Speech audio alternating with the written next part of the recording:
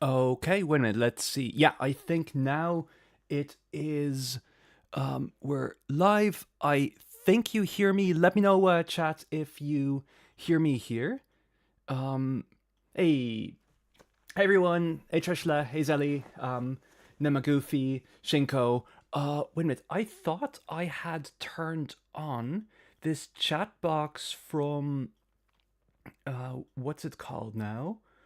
From Streamlabs. So why isn't it displaying anything? Let me see. Perfect. Glad to hear that. Thanks for confirming. Demon King AI just back from football. That's perfect. Is the audio how to say that, the um the volume, that's what I was looking for, good? Let me know if not. Perfect. Everything's in working order. Well, except this stupid chat thing. So why isn't that working? Because I was hoping to have like a chat over here.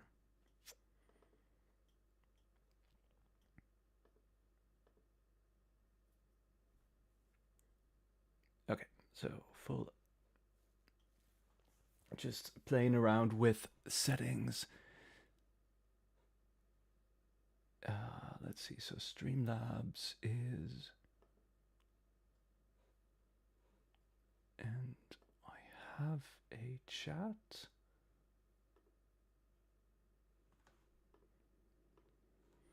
So now I have two chats and they're both doing nothing. um, anyways, you know what? I won't bother with the chat box in that case. Unfortunately, I'll figure it out some other time, but I don't want to be wasting everyone else's time with me trying to do tech stuff. Yo, thanks so much, Gyro. I've been binging on your videos ever since your break. Love your work. Um, it's really nice. Like, I really wasn't sure, would my channel just completely die as I took a break? And fortunately, it hasn't. Like, obviously, my viewership is a lot lower than when I was uploading every few weeks, but still, people are finding the channel, people are subscribing. There's some videos that are still consistently getting people in, so that's been a massive relief on my end. Actually, you know what I can do? I can just put the chat here from YouTube, and then it should be visible to yourselves, I think, because I can close Streamlabs here. I can close or all of this.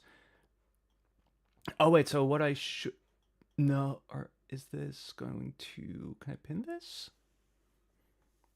Oh, that's a bit of a pain because I was hoping to share this screen, not my second screen. God, no, you must all be so bored of me doing tech stuff at the moment. But anyways, it is what it is.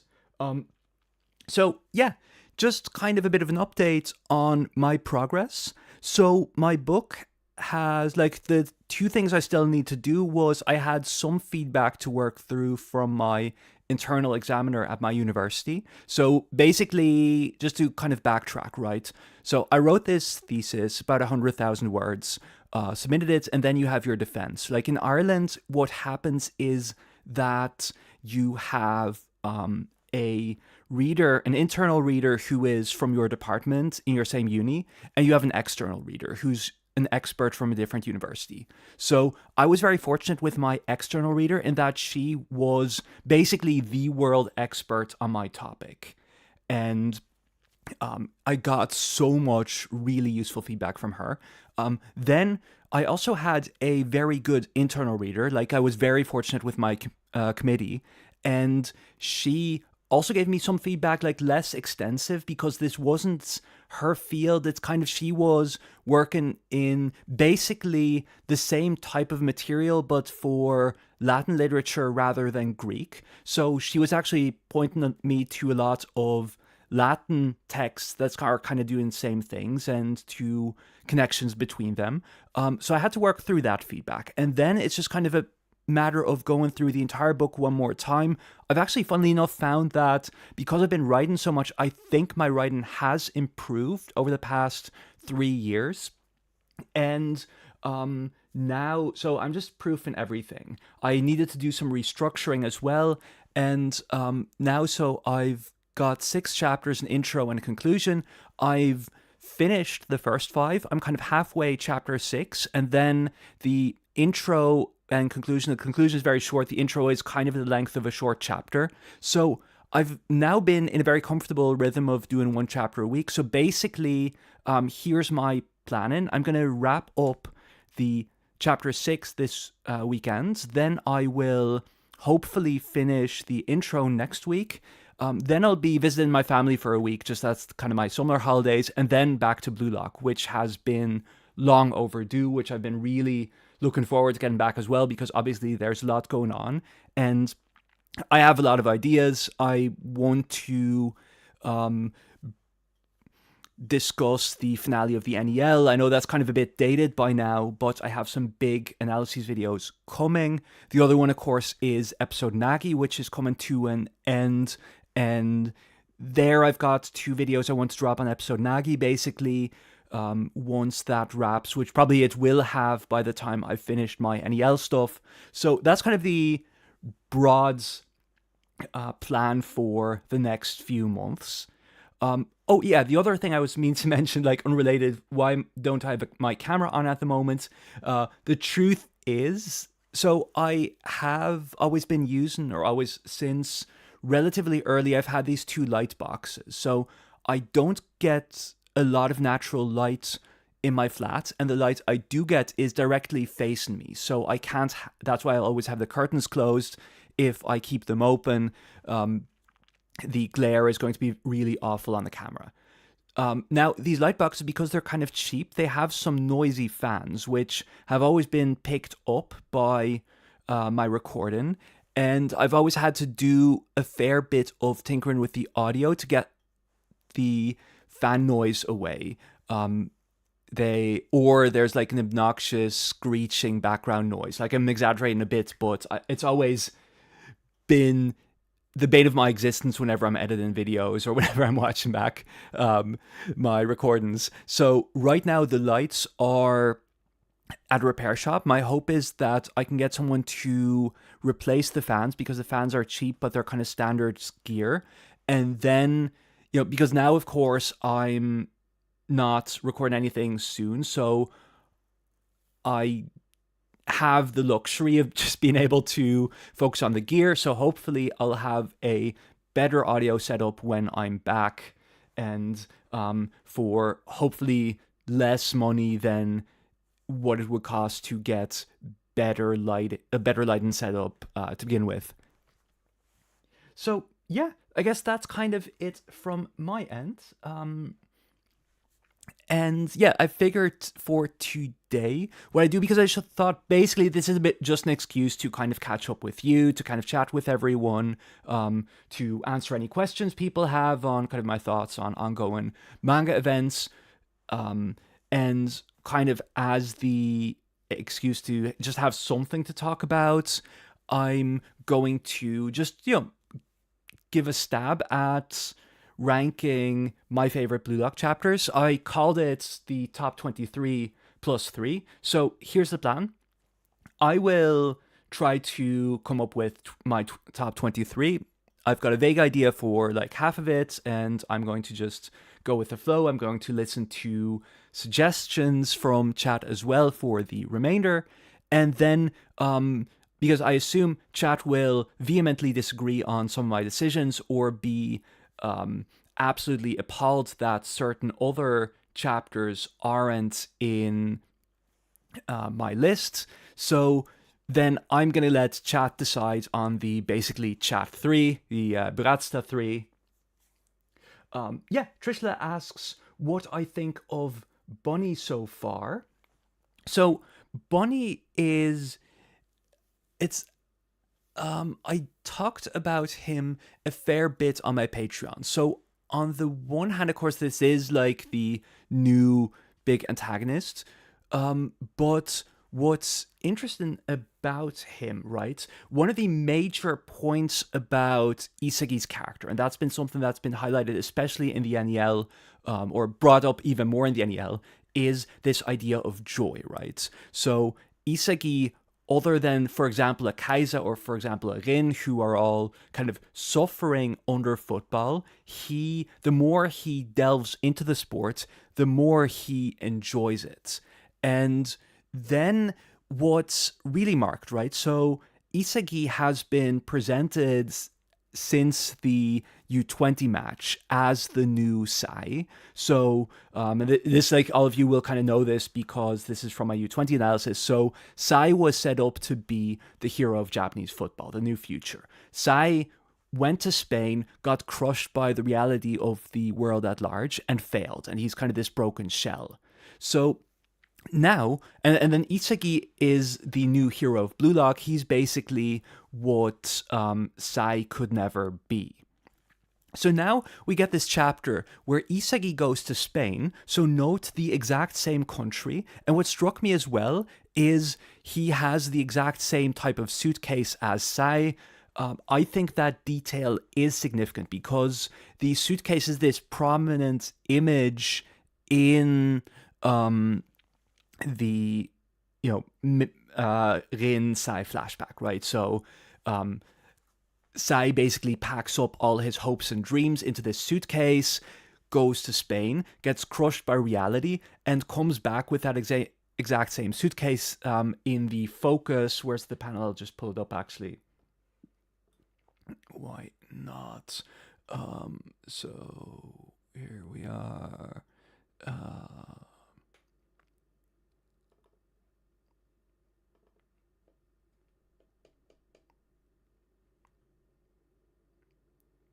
Where's the spread, right? Yeah.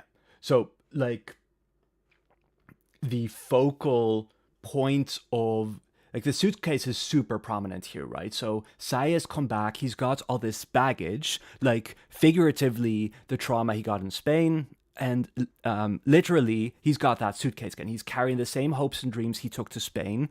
He's now taken back to him, and they're empty, they're lost. So Isagi goes to Spain with that exact same suitcase. And now he meets the one person who, as it seems, broke Sai.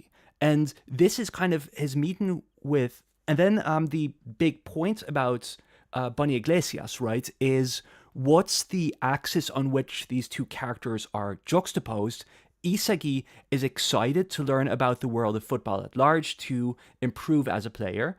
And Iglesias, Bunny, I'm not sure what we're calling him yet, is going to, he can't stand that. He is sad, suffering, whatever. And I'm sure we'll get the backstory. I'm sure we'll find out more about his character. But this is like the big meeting where Isagi is going to, when he faces off against Iglesias, he will have to prove that he can stand what Sai cannot. That will be a major trial, that's my expectation, on his road to become the true hero of Japanese football and to win a World Cup of some sorts, whether it's the U20 World Cup, whether it's the Adult World Cup. So let's see, just other. I'll try to get on. To not miss too many questions this time around. So Demon King AI or Al, not sure which of the two it is. Feel free to correct me in the comments. Do you think Nagi and Igaguri will just go pro? I've no idea, to be honest. My reading of the last chapter is that, so Nagi is, he contemplates this, right? So he says, oh, actually, what do I want? What is it that would really fire me up? Is it playing football, or is it being in the environment that is Blue Lock, which are, of course, two different things? And he realizes, I actually still have this in. He can go to Manshine. He can go to one of the top teams in the Blue Lock world, as in the real world. He has a decent salary. He can make a living. He is, by all means, a professional footballer at this stage. He can prove himself in Manshine. we know that Nagi has the latent abilities, at least, to do so, and then he could claw his way back up. But the way it's framed, right? And again, I'll have to, let me just pull up the chapter here. Where are we now? Sorry.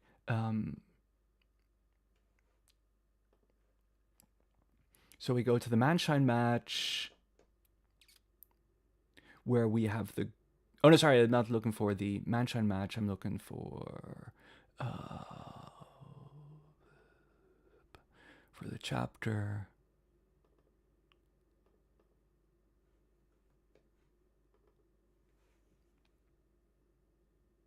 Yeah, here's the one. So we get the specific reference here to when Nagi contemplates whether he would be able to make it as a pro, and even more importantly, whether that's what he wants.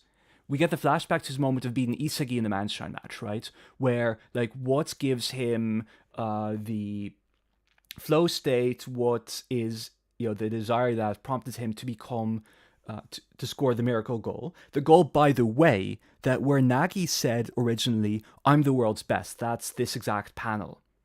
So my reading of this is the way he's talking, going to Manshine isn't the answer for him. Like, even if he hasn't come to that conclusion himself, if there was any prospect of that joining Manshine would be what he's looking for, he would probably not be talking this way. So I think, like, the pro route is probably not going to happen in that sense. So I am more inclined that Nagi will join the Buratsta 3 together with, or try to join it together with, Igaguri. I think that's what we're set up for. The other one, which kind of for Nagi's character makes me think that would be likely, is because... so we've seen this before with especially Barrow. So Barrow is an interesting parallel to Nagi, or juxtaposition, however you want to call it. So I've talked about this in past videos, especially my Barrow Snuffy video, where Barrow's constant character conflict is that he has this ideal an ideal kind of like Kaiser, actually, in a way that can never be actualized. This, being a king and remaining a king. Although actually it is more realizable than Kaiser. What am I saying? But anyways, backtrack now. Again, kind of distracted. So Barrow, it has the image of what he wants. That's very strong. And the problem is that he doesn't have what it takes to make that reality. That's in the second selection and in the Ubers match. And in each time, he's faced with a choice. Am I going to compromise on my ideals, or am I going to persist in what I'm doing and keep going on? And in both cases, Barrow's realization is essentially, I have to change so that I can stay the same. That's kind of this paradox. So Barrow passes to Isagi, and he does what goes against every fiber of his being. And by having done so, he's created this space for him to ultimately devour Isagi. And then, same in Snuffy, he doesn't want the team handed to him. That he doesn't want to be, following the expectation of Snuffy. He doesn't want to adopt Snuffy's philosophy. However, he realizes that he can't otherwise survive in this environment. In the end, he does so. Or also you can argue he does see some merit to Snuffy's philosophy. There's still to be decided. And then again, eventually he can, by compromising, he comes to the position that he can be himself again. So let's go to Nagi then. So Nagi is kind of in the same position. Like, Buratsta is essentially his Snuffy, although of course Buratsta, we know he's gonna deeply screw over Nagi, whereas Snuffy has a philosophy that's valid enough to get him 100 million yen salary. But still, kind of thinking in those terms, what Nagi, what Barrow has been narratively rewarded for, to a certain extent, compromising. And Nagi is still to this day not willing to do so, right? Every time, like, he's, even though he has come to understand himself more and come to accept what he wants and come to express that more, he hasn't really taken any useful steps to attaining that desire. So his instinct was still, I'm going to beg Blue Lock, then I'm going to ring Reo or Isagi or Barrow. Love that, by the way, that Barrow was one of his top three. He considered that's just such a good dynamic, in my opinion. And which is the same thing he did with Reo, right, in the match against Barcha. So when push came to shove, when it became difficult, he relies on others. So that's kind of happened the same. And now Buratsta is placing him in a position where he has to compromise, where he has to make a difficult decision. And Nagi, unlike Barrow so far, now I'm not sure if there are spoilers for 310 yet. I don't read the spoilers. I don't think they're out yet. But anyways, like, if they are, please don't tell me. Nagi runs away. He doesn't do what Barrow does, the thing that Barrow gets rewarded for, and what is, the factor that allows Barrow to remain competitive on the world stage. So I do think that is important for Nagi to, if he wants to make a return, he has to confront himself. He has to find that sometimes you have to compromise. Sometimes you don't just get everything for free. People don't just give you what you want. And how can Nagi establish his own values within an environment that tries to deny what he believes in?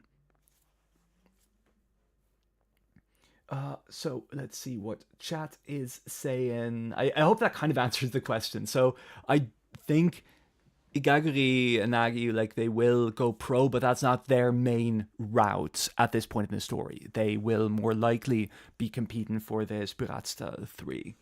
And then, I would actually love it if Igaguri is the third person. I've grown fond of his character, and if he makes it back into the story, I'd be kind of delighted, to be honest. I'm not going to lie. So I've made some tea, just quickly taking out the leaves now. So let's see, what else does chat say?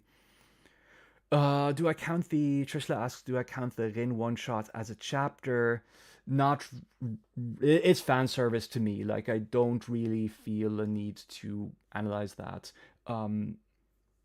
Whatever Tsuki, lovely to see you. Thanks for joining in. Whatever you do, 147, number one chapter. I know that's the popular sentiment. I remember that from when we did the game show with Arrow, and that was by votes number one. It's not my number one. I'm actually curious how high 147 is going to rank. Let's just, I have to do something. So 147, and I'll always say what that is. Usually I actually don't remember chapter numbers. 147 is one of the rare ones. So Isagi's U20 goal. Rin surpasses Sai. Isagi's U20 goal. This is annoying. This is, to be honest, not even my favorite ending to a Blue Lock match. That would be Manshine for what it's worth, and the 3v3 with Barrow and Nagi and Isagi versus Chigiri, Kunigami, and Reo. Those would be my top two. And I know maybe this is going to be controversial. So I think 147 is brilliant. The way it's laid out, the way it kind of culminates in Rin Surpass and Sai and everything, like, I love that. It's a fantastic chapter. The one thing I kind of don't like is that it feels a bit random. That's, of course, the point of it. So it's not again, it's not bad. It's just why it's not my number one. Isagi just kind of blitzes in out of nowhere. Like, the whole thing is about Rin and Sai. Rin's character has been the focal point of all the previous chapters, and then suddenly Isagi's there in a blind spot, and boom, he scores, done. I actually think I've said this a few times on my podcast, and it's probably a hot take. I like the way the PXG match uses luck a lot more than the way the U20 match uses it. Because, so, the way luck has been established in the second selection is, you have to make it come true. You can be the factor that determines whether you become lucky. You are in control of your own luck. It is kind of the blue luck paradox, right? And I really like that luck has become a much more prominent thing in the PXG match, like throughout the whole match, right? It's not just the U20 match has it kind of as this last minute thing. Oh yeah, Isagi did it, the thing we were told, he did it off screen, and boom, he scores, right? In PXG, you get, so Kaiza forcing out his luck with Kiora, and then also Isagi and Kaiza agreeing that, rationally speaking, it's fairest to let luck determine their match as a reflection of them now entering into this full rationality, right? So what does it mean to be extremely logical? It means that even factors like luck are something that can be rationally explained. And so the two of them come to that realization. I think it's a great full circle moment. And then, of course, that Isagi, in his PXG goal, it's a lot more explicit because throughout the whole thing, he keeps going, he already established that for him, Ness is a factor in his calculations, and then it plays into the whole idea of why Isagi was able to link up with Ness where Kaiza didn't, and it's both luck in the sense that the ball ended with Ness, but that luck is rewarded by Isagi's own efforts and his philosophy. So anyway, that's maybe a bit of a rant, but so I assume 147 will be in the top 23. It won't be in my number one. I'm not sure if it's going to be in the top 10. Local Sass Boy, I'm not going to put episode Nagi chapters in here. That's purely because I haven't reread episode Nagi for the most part, except for a few select bits. So I just don't remember the chapters well enough. I also haven't made panels for them. I might do a separate episode Nagi stream once that wraps, but it'll be but I'm not, this is the main story only. Okay, and sorry, just scrolling through chat now. So Demon King Al, thanks for clarifying. So nice. So let's just kind of, oh, Zelly, I love that actually what you're saying. So Igaguri rode the coattails of Team Z, Shido, and now Nagi. He knows how to pick a winner. No one else is coming back to motivate Nagi. That's actually really cool, and that's a great way to, I say that because Igaguri is a fantastically written character, and he intersects very well with these ideas of, your own agency, forging your own path. Like, I'm sure a lot of you will have seen Lesson from Anime's Igaguri video. In my opinion, it's really good, and it really underscores how, egoism manifests for this character who doesn't have really the skills to make it and is punching consistently way above his weight class, at least, especially in the PXG match. So him being able to pick the right people as part of his ego to keep going on, as his way to, keep fighting this scrappy little guy, I really like that. Stupid was there. Hey there. Thanks for joining. So let's see. But I don't know what these, in the chat, there's like some crowns with numbers. I have no idea what they mean. So Demon King Al, do you think Shido will finally get narrative importance like the rest of the top five? I really, really hope so. What struck me, which chapter was this now? Here I've got to admit that with the recent chapters, I don't exactly remember the numbers. So it's 135. So we get very explicitly the what I consider the main characters of Blue Lock get 1 or 2 pages, and everyone else is kind of put together in this, I would say that compilation. So the main characters, that's kind of also what I would have told you, basically, who the main characters of Blue Lock are. Baro, Bachira, Chigiri, Kunigami, Rin, Reo, and then so Shido is put in that same list. So to me, that does suggest that Kaneshiro is considering Shido to be, one of the top, what are we? So 2, 3, 4, 5, 6, 7, 8, 9. One of the top 10 most important characters in Blue Lock. I really hope he gets more character focus.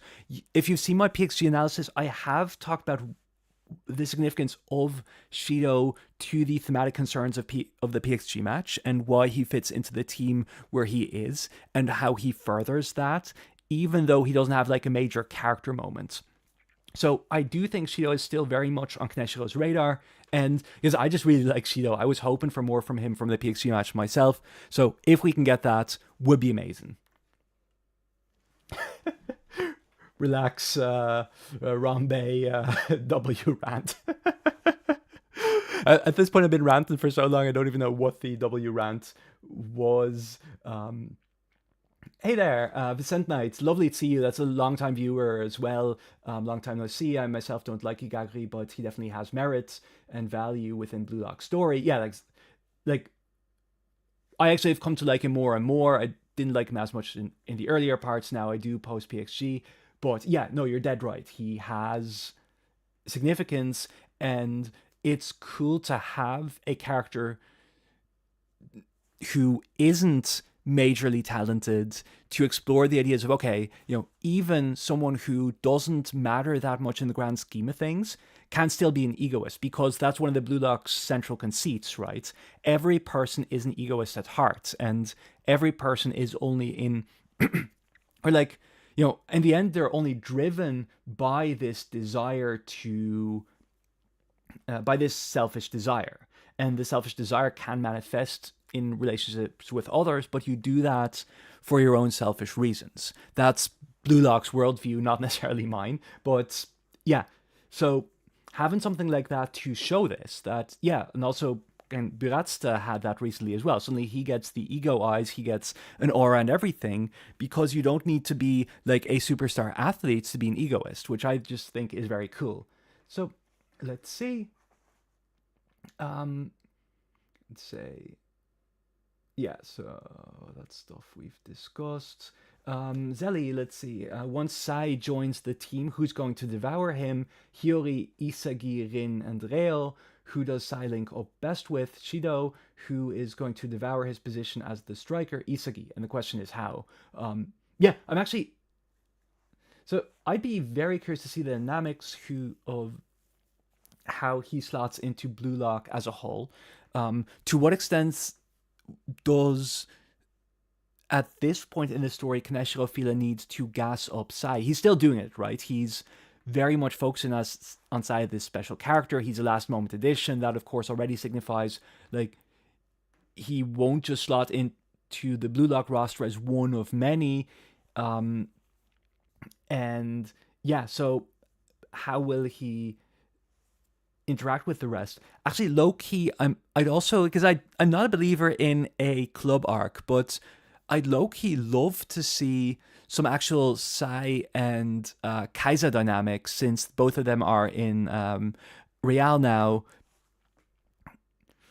I'd love to see how they get on. Well, I guess you'll see it in Air Assassin's film. So yeah, and then I wonder if we'd ever get like a lot of Sai Hiyori stuff, because I know that's a popular discourse of, okay, they're kind of similar play styles. I forget if there's ever been like that's been canonically acknowledged. I wonder if that's a route that Kaneshiro feels like he should go down. I guess we'll see.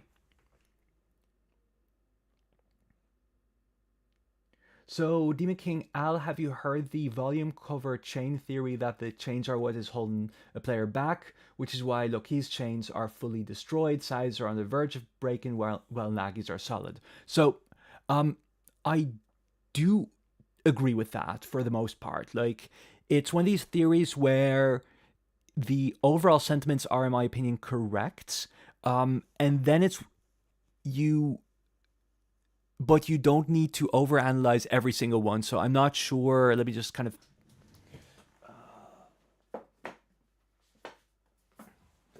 So, for example, right, most Blue Lock players, the chain is around their neck. Um, the chains for, let's say, Chigiri and Isagi and Bachira are pretty much the same.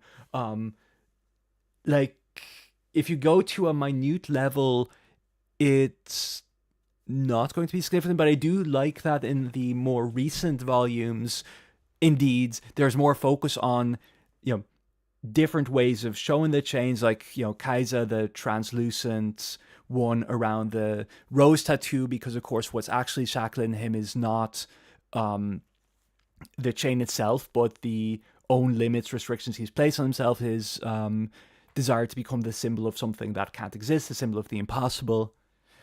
Yeah.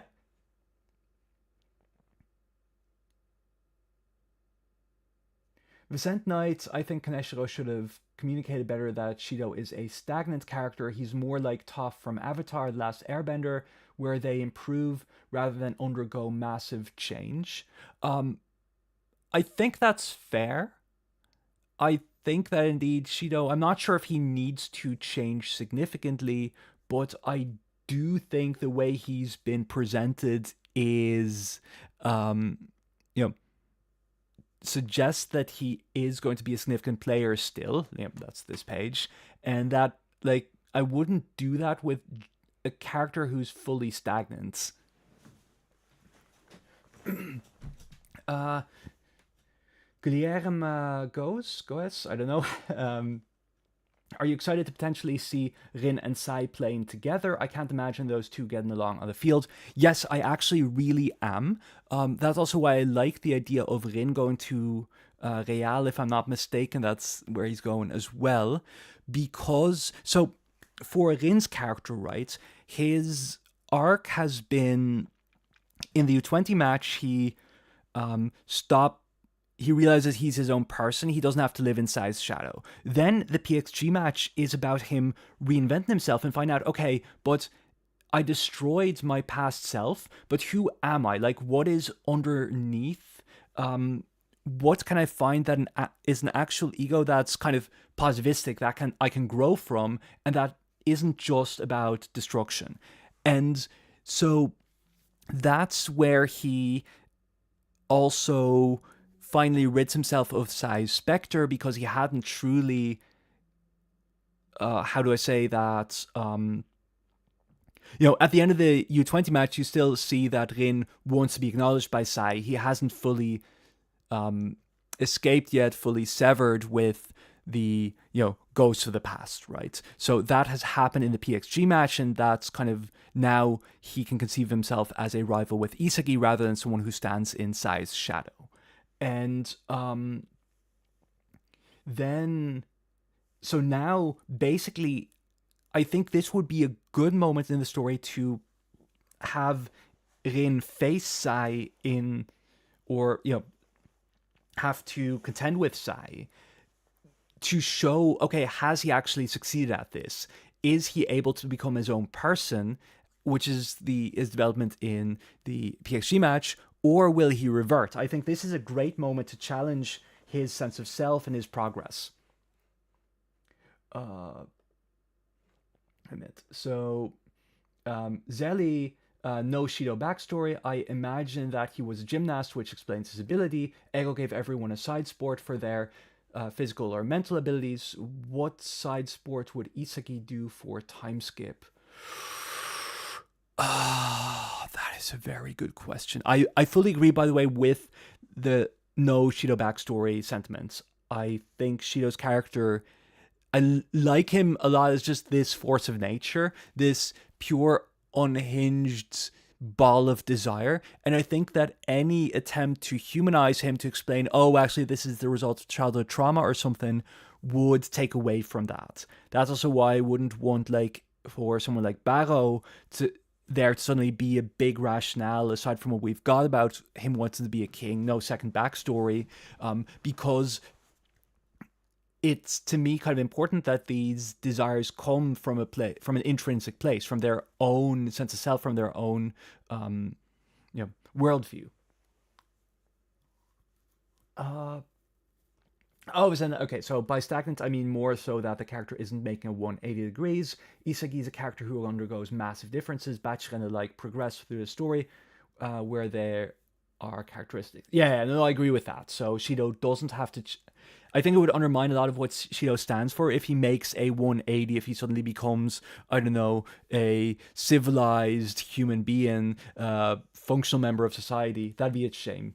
Um, do I think Relax Rambe, the U20 arc is going to be wildly different than the last couple of arcs? The last couple of arcs, is that just meaning the U20 match in NEL? I guess not, in the sense that we will be getting, a focus on football matches. I think the structure of, okay, well, you get the in between stuff and then the matches. That's a good format for Blue Lock. I can't imagine there being a major difference. Like maybe you do make these early group stage matches a lot shorter, so that all, I don't know, Nigeria, England, and France, or even just a few of them, will be more like Barcha rather than drawn out matches like PXG or the U20 match.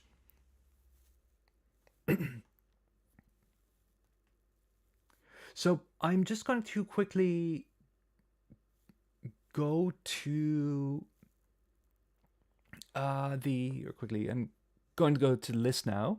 So yeah, let's start. My number one, I think I've said this on record before. Let's just look up to be double sure which number that is. What is before this? Too far now. Um, my favorite chapter in all of Blue Lock is 228. So that is Barrow's second Uber's goal. Just the weight of the moment, the um, accepting that he, I don't know, like I love the quote so much. Don't you think Blue Lock has already beaten that lesson into me enough, but I still want it. If I want to change the world, if I want to live my own way, I'll just have to blaze the trail with my own strength. Even if I'm a brat, I'll become king. I won't live for a future someone else has decided for me, and if the day comes where I can't become the number one king in the world, I'd rather go out in a blaze of glory. And it gets like some of the most breathtaking artwork in the entire series here with the goal, right? Unbelievable. This one as well, like the I'd love to do a bit of a video on the Isagi Baro Dark and Light dynamic that actually goes back all the way to the first selection, and then the second selection, the U20 match. It's present everywhere, and then this is kind of part of my Uber's analysis, I think, where so you get the darkness of Barrow here. Then in the end of the Uber's match, like you get the daybreak with Hiyori all the way to the light coming out of the ball. But yeah, like Barrow's full dedication. This is his moment where he challenges the world, where he has the choice again between guaranteed success or make or break, with a chance of failure or a chance of glory. And as the culmination of his character arc, then of course Snuffy pushing Noah out of the picture because this is what a child should do. The adults have to be out of the picture. It's a phenomenal chapter, like number one.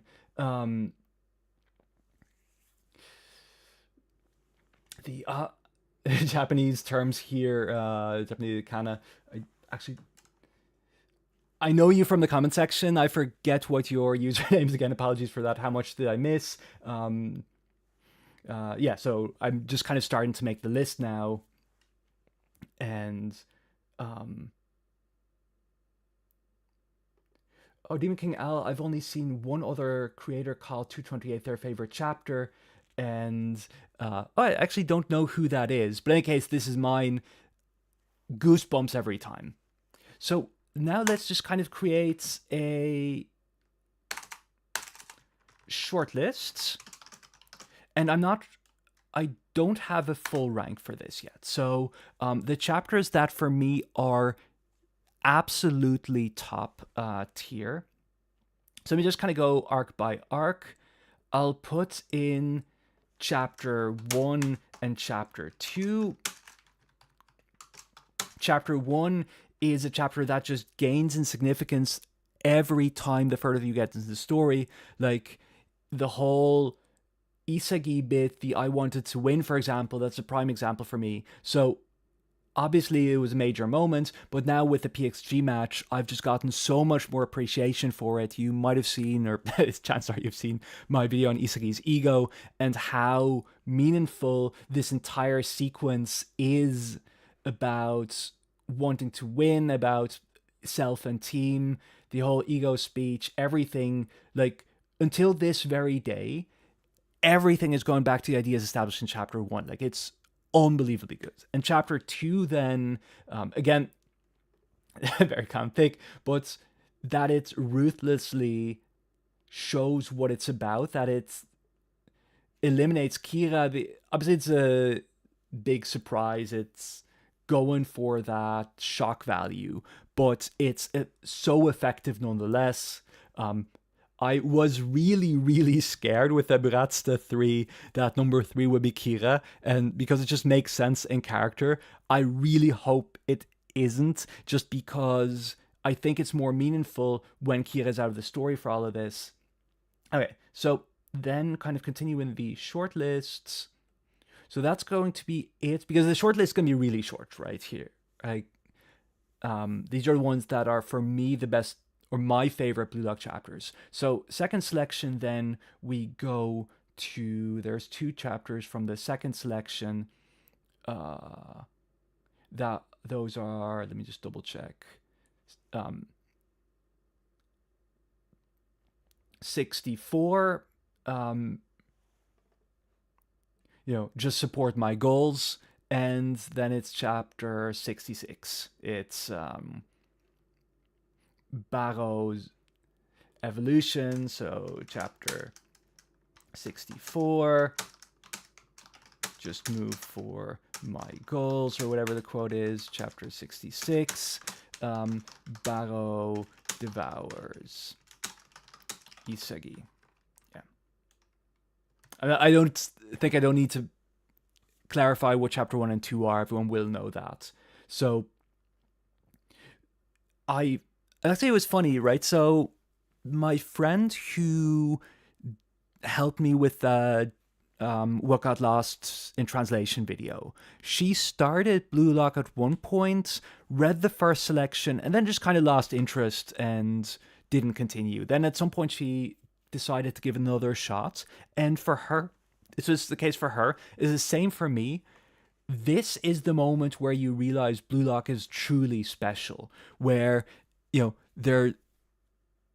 its promise of being this radically different type of sports manga actually comes out in full. Like the idea of, okay, yeah, they're egoists, but the first selection is still kind of power friendship-ish, but with a twist or with kind of different framing. The second selection is really where you get the interesting character writing, where, in general, like the character writing from the second selection onwards is just so much stronger, so much deeper than in the first selection. That's not a knock against the first selection, because I think you needed to set up the cast so that you could develop and explore them further for the rest of the story. But yeah, so those 2 chapters are just the ones where, so Isagi is the first one to kind of give up this idea of, oh, we can just work together, right? Because I assume most everyone reading this match comes in with the assumption of, okay, Barrow is wrong, very clearly, and Barrow will learn to become part of the team, and that's the arc. I thought that. I think most everyone who reads Blue Lock for the first time or watches Blue Lock for the first time thinks that. And then the denial with Isagi and becoming, subordinating Barrow and actually becoming what Barrow is, and then Barrow in return, not giving up, and that's like the testament to his character. I know, like, I've got a lot of Barrow chapters here. I'm sorry, he is my favorite character. There is bias in this. Lessons from anime. Best chapters are. Thanks for joining in, by the way. Really appreciate all your support. We, for what it's worth, the two of us chat a lot outside of kind of YouTube as well. Always lovely to discuss Blue Lock with you. So 309, I assume these are all Igaguri chapters. And fair enough.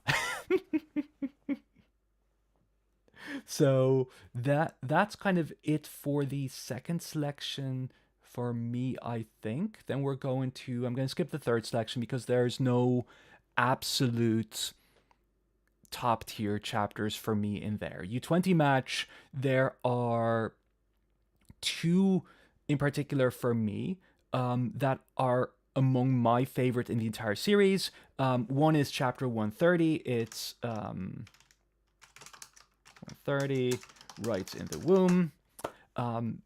Like, this is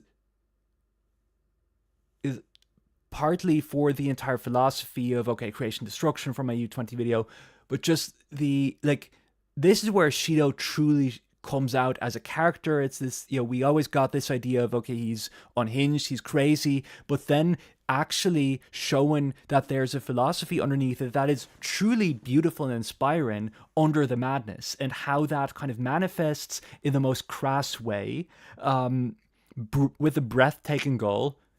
Amazing chapter. I love it so much. And then the other one for me is going to be 148, I think it is. Yeah. No, sorry, what am I saying? Not 148. 146. Yeah. I'm Rin Itoshi, the egotistic destroyer, wherein truly casts off. So what did I just say? 146. Chapter 146. I'm Rin Itoshi, the egotistic destroyer. Again, it's one of those moments where Blue Lock truly blows all your expectations out of the water, where it already did so 2 chapters ago. It's kind of started the process, but this is where this Rin's whole development comes to a head. I don't think a lot of characters saw this coming, his, as his true kind of self. And how much this ties into the ideas of Blue Lock about, Rin being the former number 1 of Blue Lock, or being the number 1 of Blue Lock, and then as the U20 match progresses, you find out more and more that he is limited and flawed and shackled, not just this insurmountable wall he was in second selection, and all these struggles he's had. The imagery is just so strong in this one. Absolutely love it. So yeah, 146. I have that above 147, by the way. But you know what? Let's just add it to the list here. Humor chat.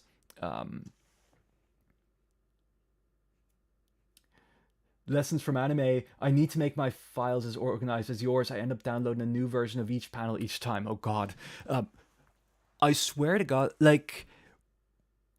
because you'll know or a lot of people, you will probably know, I started the channel just kind of as a variety channel, analyzing various manga that I liked. And at some point, basically, I started the channel when I was unemployed, right? I'd finished my PhD, had about 5 months where I tried to figure out what to do with my life. And I, had all the time in the world to reread, to research. And then, I could do that. Then I got a job, and turns out if you have a full-time job, you don't have as much time to spend on YouTube. And I was working myself to death with those variety videos. I couldn't keep up the output I wanted to. My goal was to, at least for a full year, commit to a video every other week. And so I just came to the realization, if I want to still enjoy this hobby, I need to focus. And so I ended up turning this into a Blue Lock only channel, which is a decision I'm very happy with now, by the way. But it was a difficult decision for me to make at the time. And one of the biggest wins for me is that I don't have to save panels for every single video. At this point, because I've been covering Blue Lock for so long, I can just I say that 90% of the panels are already saved for any video, and I can just reference them very easily and put them in. And of course, for newer chapters, I'll have to do it again, but it's that single-handedly is the factor that's most shaved off time in my video process. So at some point, I was very dedicated. Okay, I'm going to make this big database. I'm going to standardize it, make sure all the references are correct, and it's cut out so much time. Oh,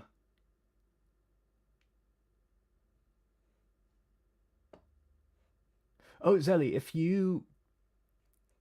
Oh, local sass boy, you are right. I completely forgot the Aiku backstory. Yeah, absolutely. That is... Oh, that's so bad that I forgot that. Yes, that is an absolute top tier for me. 134. 134, Aiku's backstory. Yes. I feel really bad about forgetting that. That's so good. So Zelly says, I know what Isagi's next big weapon is. I know what the formula for fire is. Oh, if you've got a theory, do drop it in the chat. I'd be very curious to see that. Because it does look like the formula for fire seems like a very obvious thing to come about in the next arc, especially because Isagi discusses that right towards the end of the PXG match, or at the end of the PXG match. Well, Nagi. Okay, so it's... Where are we now? It feels too good. It's hunger only. Yeah, it's the next chapter then. Yeah. So Isagi has found a formula for the ecstatic experience that brought him to the place he has, and he's winning according to his calculations. And he's got all this rationally figured out, but he can't reproduce the fire at will. And then these are moments that are exclusive to that brief window in time. And you basically, the way I'm reading this, right, is so you need to have the skill set to realize, or so, to when the fire is there the most, to be able to act on that, and that's what gives you this ecstatic experience. But how you start the fire at will, he can't reproduce that. And of course, we've got Nagi as the character who's struggling with the same thing. So I think it's very, very likely indeed that that we are heading towards a formula for fire, which is again a concept that's been in the story since the very first chapter. So I'd love to see that in your theory. So let's see. What could fix Nagi? Nagi really got fired up when facing Baro's shit talking. Nagi only really gets motivated when he's the underdog, a challenging partner who looks down on him. And yeah, I actually, especially for Nagi, I agree. Nagi is someone who thrives in relation with others. And actually, I think that is true in Blue Lock in general.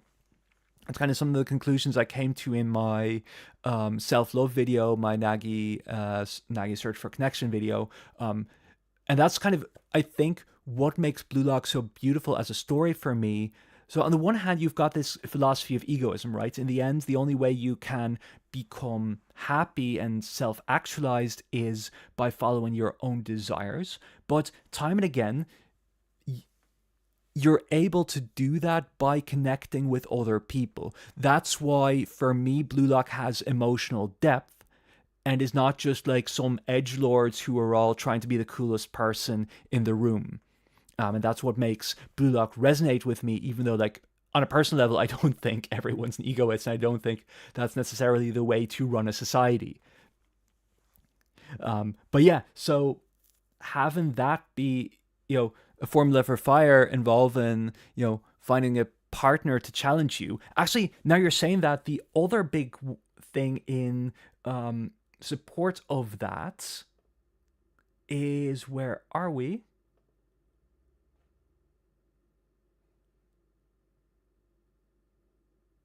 This here.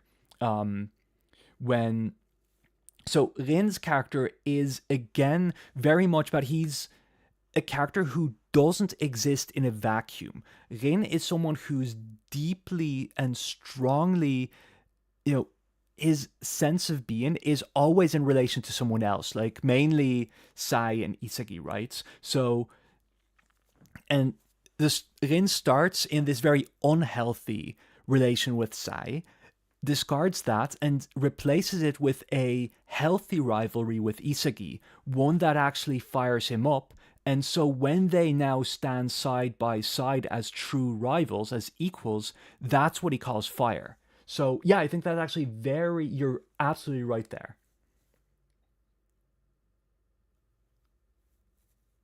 Um,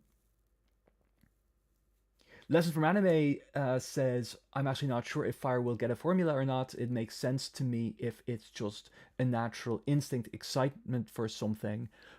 Yeah, that's fair enough. Like, maybe it doesn't. I'm wrong most of the time, in all fairness. The one thing I would say is the fact that Nagi is so. Like, Nagi's ongoing issues is so much about finding his fire. And yeah, maybe I'll never get fired up again. I'd hate that. I want to go back and I want to meet the fired up Nagi. Nagi at this moment has the wrong idea, right? In a sense. So Nagi wants to, again, lead a fulfilling life. And his lesson, which he learned from Blue Lock, which is a wrong, misguided lesson, is it's linked to to a specific place and specific people. Or actually, I'm not sure if it's misguided, but it's in any case holding him back at the moment.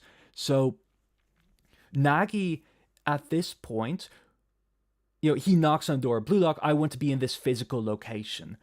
I can only be fired up, and that's like why he isn't just going to Manshine by the to start with, because Manshine isn't fire, Blue Lock is fire. And Nagi has to learn a way to become fired up on his own accord, not just being dependent on others to provide that fire to him. Or to, like, maybe in a better way putting it, to learn how to put himself in positions where he gets fired up. Because you can still, like, be fired up. If fire is something that's comes from relations with other people, it means you have to seek out these relations in a productive way. And that's not, camping outside the Blue Lock facility. It's from actually competing. Like, I love this chapter to bits. It's so funny, all of this. But very clearly, this is not the way to become the world's best striker, or for Nagi to actually become fulfilled. Yeah. Okay. So Zelly, formula for fire. In order to have the fire, you need enemies, piss them off, and you have endless fire. It's a very funny way of putting it, but I think you might very well be right. So, Descent Knight, one of my favorite moments from Blue Lock comes from when Isagi said in the Ubers match about his vision having to be proved rather than it's being in his mind still. Okay. Improve then. trying to remember exactly the context. I think Blue Lock uses the word egoist as an all-encompassing term by leading with those with self-motivation to spur on those with selfless motivations. Confidence and responsibility is what it is. Yeah, I think I agree with that for most parts. Nagi and Charles are complementary characters to each other. Looking at the way Loki treats Charles is a way to explain how people like Nagi can be dealt with. Oh, interesting. Okay, I hadn't actually thought about, but you are right that they are the characters who are distinct from anyone else because they don't have intrinsic motivation. Interesting. Okay, yeah. No, I'd love to see that dynamic be explored, or even these ideas. There's some very interesting stuff in the chat today. Thanks a lot. Um, he's going to Lessons from Anime, train with Igaguri and learn the Igaguri impact. In all seriousness, though, right? So Igaguri, funnily enough, like the two are polar opposites in that Nagi has the talents, but not the drive or not the kind of ability to find ways to get his ego working, whereas Igaguri has that in spades, right? But he lacks the raw talents of a Nagi. So actually, I think, unironically, that Igaguri would be a great mentor for Nagi at this point in time. Actually, again, that's just making me think of the big, towards the end of the first selection. Where is it?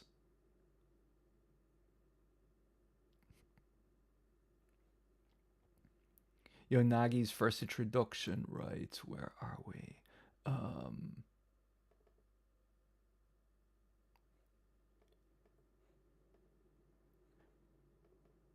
Yeah. Is it, I'd rather just give up? Hey, Real, is soccer so interesting that you'd still want to play even if you lose? And that's, of course, what Nagi lacks. And this is Igaguri to a T. Like, he loses constantly. And still, he knows that it's something worth fighting for. And he keeps going. So, yeah, I think actually that struck me when I was reading the chapter for the first time. I think it's a match made in heaven in many ways. Fire for the Igaguri analysis. See, the thing is, I feel like I can never make a video on him because that's your monopoly. So I guess it's only streams where I can really rant about him. Yeah, so let me just quickly get back to my shortlists. I have no idea how long I'm going to be streaming. I don't want to be streaming all night. So I'm going to, again, skip Barcha because I think there's no chapter that's really extraordinary for me. Manshine has so many highlights. So kind of to start with, Chris Prince's speeches are actually really good. I'm not sure if I can call them all like, okay. I'll actually put that in my long list. So these are kind of wider chapters. That because the short list won't be 23, it'll be less than that. Those are ones I 100% sure know that will be on the list. Long list, I'll actually put 170, Chris Prince's first speech on the nature of talent. That's a really good one in terms of just how much the ideas from this kind of tie into Blue Lock as a whole. It's the best speech from any character who isn't Ego, in my opinion. So that one. There's also a really good chapter, 171. Yeah, let me put that on long list as well. 171, Isagi and Yukimiya conflict begins. Manshine is so stacked. It's not funny. So let's see. Then we get, yeah, and also put 175. The Chris Prince's speeches are unbelievably good. I've only come to appreciate them more and more in retrospect. So Chris Prince's second speech on your ideal self. Now, those aren't the long lists or the short list ones, though, because the short list chapter is one. What are these two different chapters?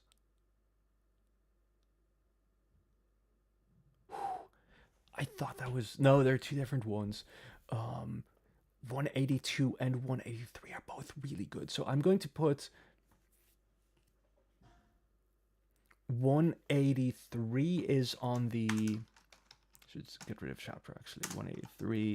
Um, Isagi uses metavision for the first time. Unbelievable. Like this, a metavision. So you have to sell that for thematic purposes. This is in my Manshine analysis, but also it'll be very central in my upcoming NEL analysis. You have to sell what a game changer being able to observe the field, being able to look around a bit more is. And that is hard to do in a visual medium like manga. But this chapter absolutely nails it. And the way, for me, this is the most hype chapter in all of Blue Lock. No, just as in, there's various reasons, of course, why something is hype, but just as a pure, the character feels awesome. They feel like God. You're rooting for them all the way. That everything is super cool. This is my favorite hype chapter in the whole manga. It probably says a lot about me that it's all that I'm saying this about probably the wordiest chapter in the entire manga as well. I think there's actually more. Yeah, there's more panels of this. I can. Oh, fuck.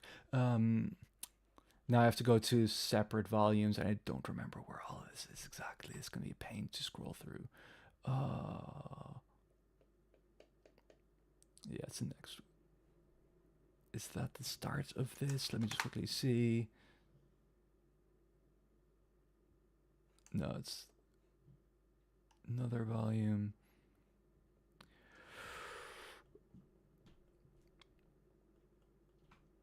This starts with Metavision, right? Oh no, it's the 21 ends with Metavision. So 150. Let's go.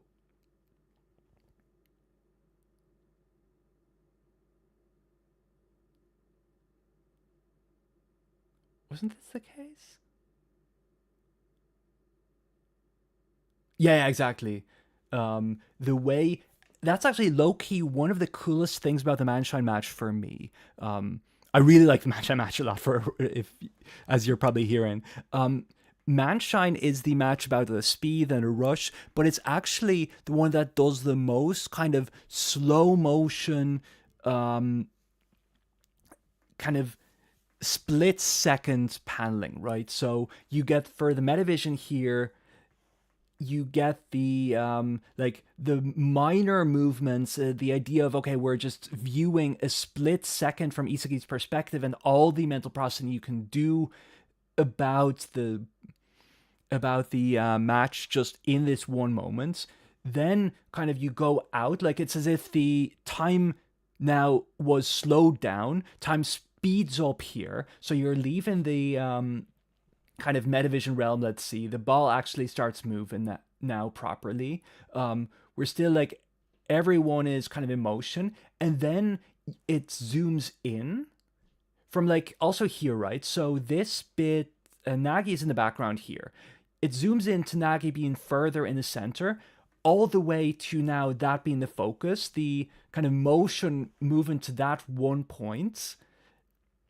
It's so good, just the paneling in this match. And then actually, like, this is not going to be in the long or short list, but again, the split second here for Kunigami's goal, the Isagi assist. It's so cool that we get like 5 double page spreads in a row dedicated to this split second moment.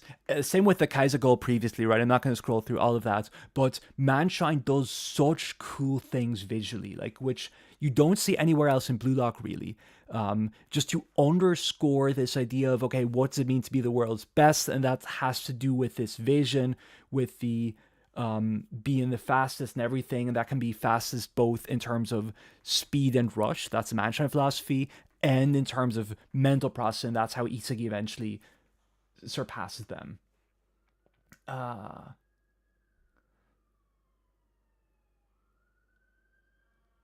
Lessons from Anime says, no, do it. The world can never have enough Igaguri. I assume that's about me saying I can't do a video about him.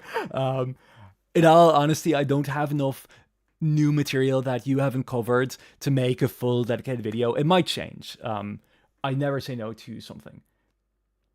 The world has enough of Igaguri from Vicent Knights. I feel so vindicated that I got locked off. um, David Aronowitz, I can't stay for the stream, but I just want to say that I am a big fan. I love your content. I'm waiting for more videos there, Peak. Thanks so much. I really appreciate that. Like, it's so nice to hear these things. It really keeps me going, by the way. Like, I spend more time than I'm proud of just kind of going over old comments on videos again, just seeing, people who support me. That does actually motivate me to keep making new stuff. And I can't say how like much I've been wanting to keep working on Blue Lock. I'm almost frustrated. Like, I really love my research project. It's been so rewarding going back to that. But at the same time, I feel like, oh, I just want to be back with Blue Lock again. I have so much to talk about. So yeah, and you're a big part of that. So thanks so much, everyone. Jaro, would you put the World 5 chapter here?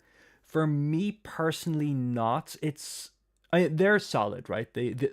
I think there are very few bad Blue Lock chapters, but it's never been one that I really liked. I guess I never resonated with the World 5 that much to begin with. So low-key, I've only really started to care for since PXG, where we got Loki's worldview. The rest of them, they're like, okay, they've all got their gimmick. It's kind of like, for me, those bastard München players, some of them who barely had any screen time, and even the ones that didn't get any characterization except for Ines and Kaiser. Where are we? It's, I think they... Like, remember when... So, at the start of the NEL, so we're introduced to Bastard München, the German players. We get a chapter dedicated to kind of each of the main Bastard München players. We get Ness, here's a page with him big. Then we get like Mr. Dick Cheese, a whole page. He doesn't play at all, really. Or I think he plays for part of the Barca match. Then we get Grim. Again, whole gimmick. He actually does play for the entire NEL, but he just doesn't have any characterization really, except for looking sad and dead inside when he's subbed out. That's kind of how the World 5 feel to me at this moment in time. They've all got a gimmick, but like, you need to give me more substance than just the gimmick for me to care about them. Obviously, the World 5 match is important to Blue Lock's concerns, to the ideas, and the rivalry between Isagi and Rin especially, but it's not the highest for me. Let's see. Yeah, Lessons from Anime. The Manchai match might still be my favorite, honestly. So my top matches are PXG's number one at the moment. And then I keep going back between Manshine and Ubers, which are the two I like more as my second and third.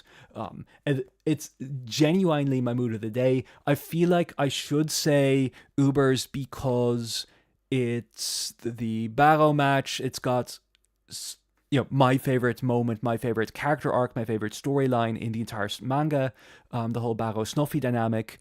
But I think the Manshai match as a whole is stronger. Like, I like the Hiyori bit, but I don't think it reaches the highs that all the main character stories in Manshai have, from like Isagi to Nagi, even Chiri's moment, Yukimiya especially. Like, that's phenomenal. So it's kind of balancing where I fall on like big one moment versus overall peak.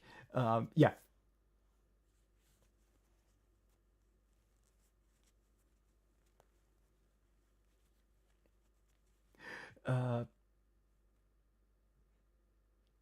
Wait, Mr.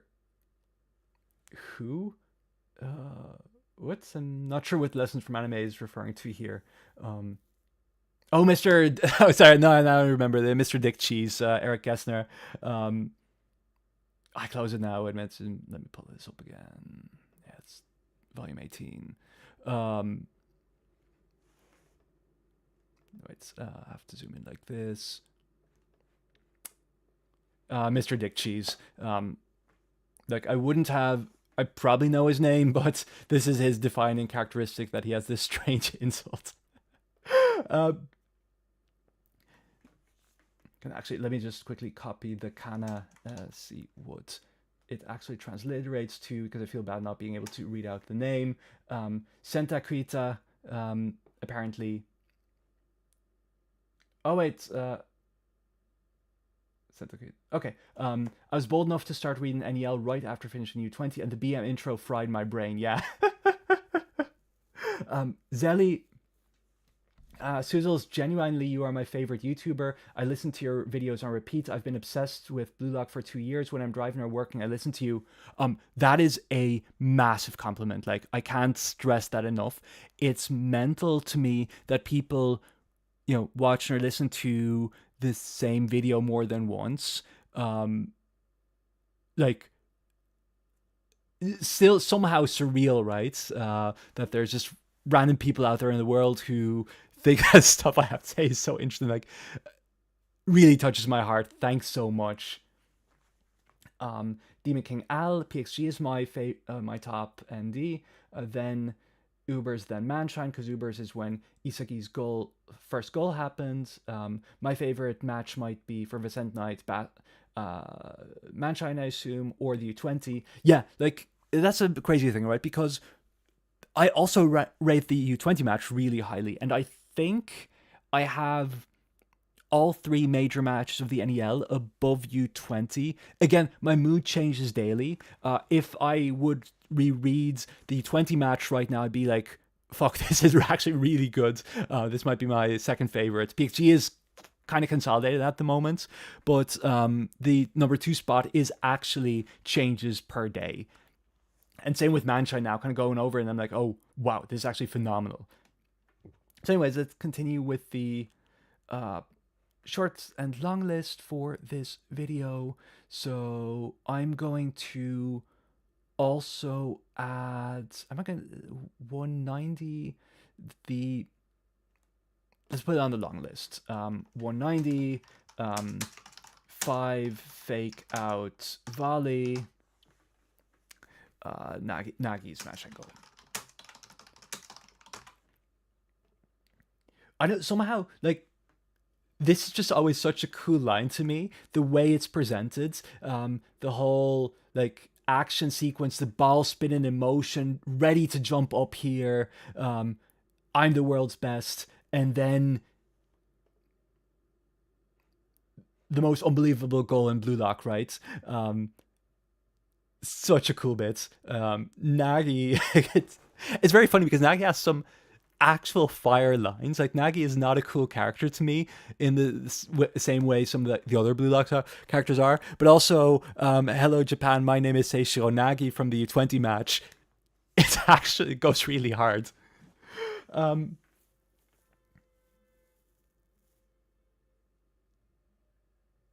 Oh God, let's remember. I'm so sorry. I remember when I used to listen to some of your older videos while driving to work, and the super loud pop sounds you used to have would jump scare me. I'm so sorry about that. Genuinely, I've gotten comments on this a few times, right? So when I'm editing, for some reason, the pop sounds don't sound so loud. I amped them up because they sounded as if they were barely audible. I'm so sorry about that. I wish, like, I could go back and just fix that very quickly on the old videos, because I get that that's annoying. Yeah.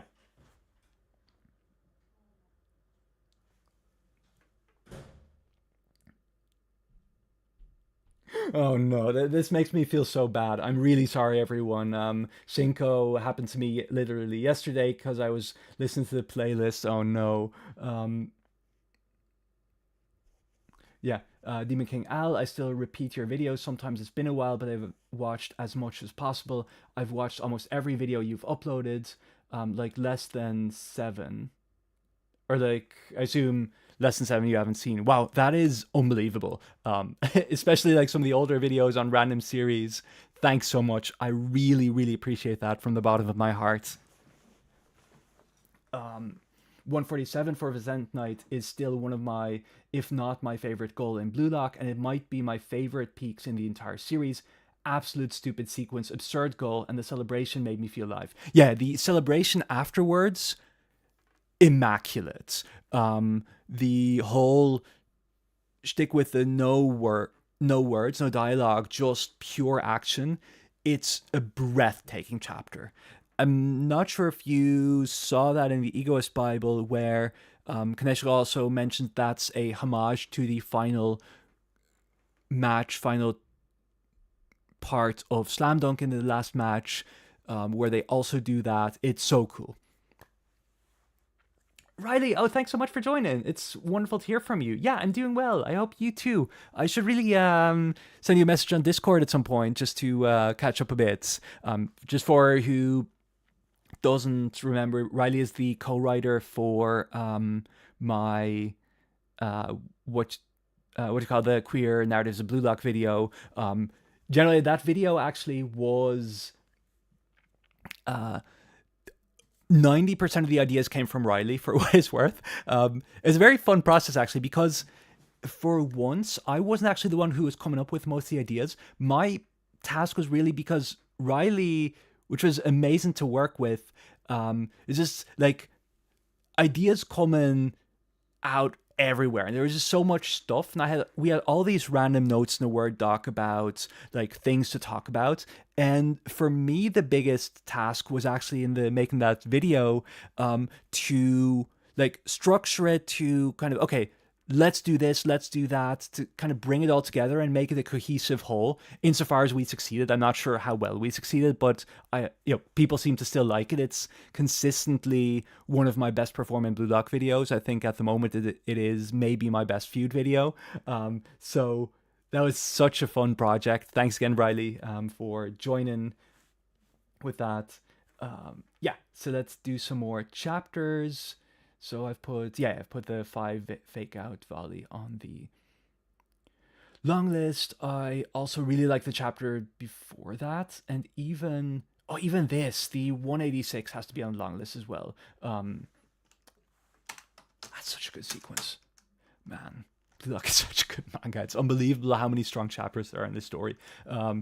Nagi convinces Rail to team up again, and it's with all the skulls and the character drama.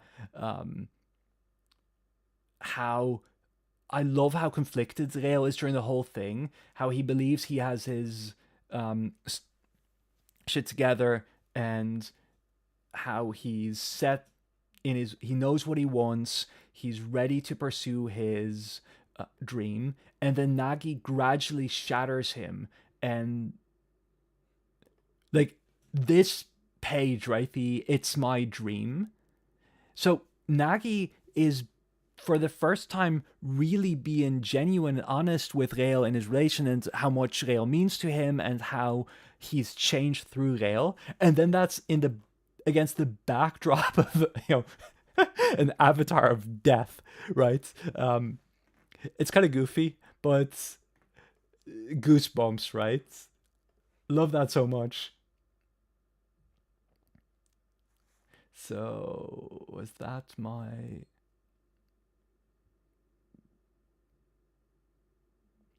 Okay, let me actually also put the protagonist sense chapter on the long list. 197, protagonist feeling. Yeah, that's also a very strong chapter. And the other, the thing, if this 202 and 203 were the same chapter, they would guaranteed be in my shortlist. The only problem is, like, it's hard to say that just the sequence of Yukimiya apologizing to Isagi is, let's say, one of my top 10 chapters, even though, like, the way... I said that earlier in the stream. The end of Manshine is my favorite ending of any Blue Lock match. The whole arc of Isagi and Yukimiya learning to accept and value other people's perspectives as the culmination of everything the Manshine match is about. And so the match starting with this big conflict, and then both of them apologize, and I think that's just so it's profound, it's beautiful. Um,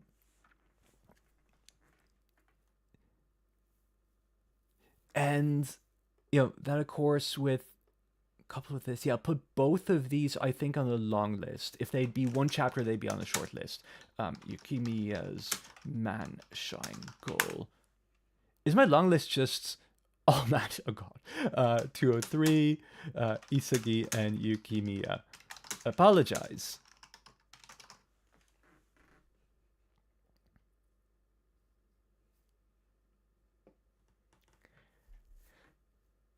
O'Reilly, don't sell yourself short. You came up with so many points and really brought into focus uh, the best points to make. You're so good at what you do. Oh, that's really sweet. Thanks so much.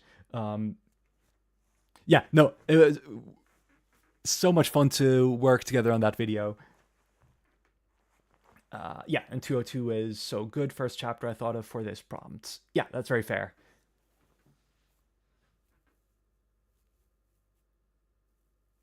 Eduardo Stabach Salustiano, apologies for mispronouncing things.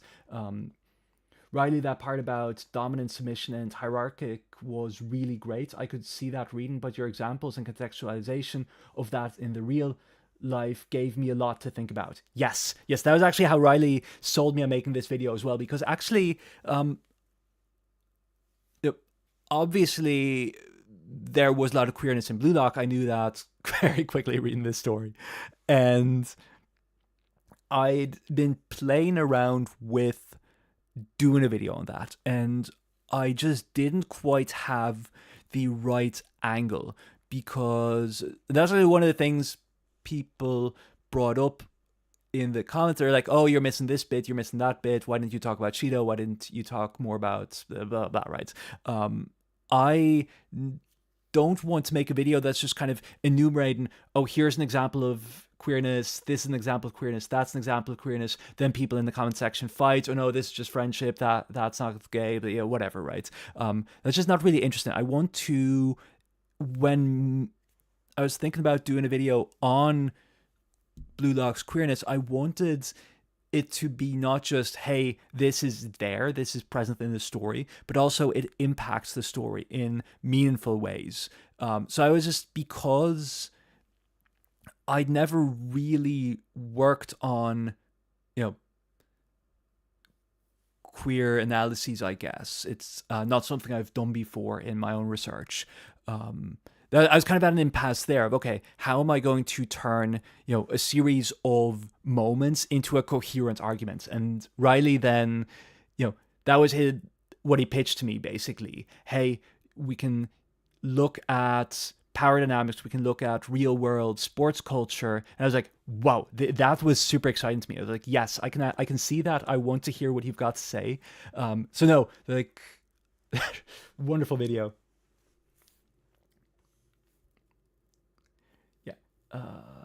There's like arguing about Barrow and Snuffy and Shido. I'm not gonna leave that alone for right now. Just gonna, because I don't want to be here all night.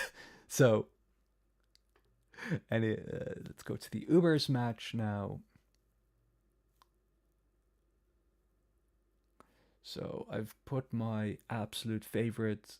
Yeah, so 215 is a long list. 215.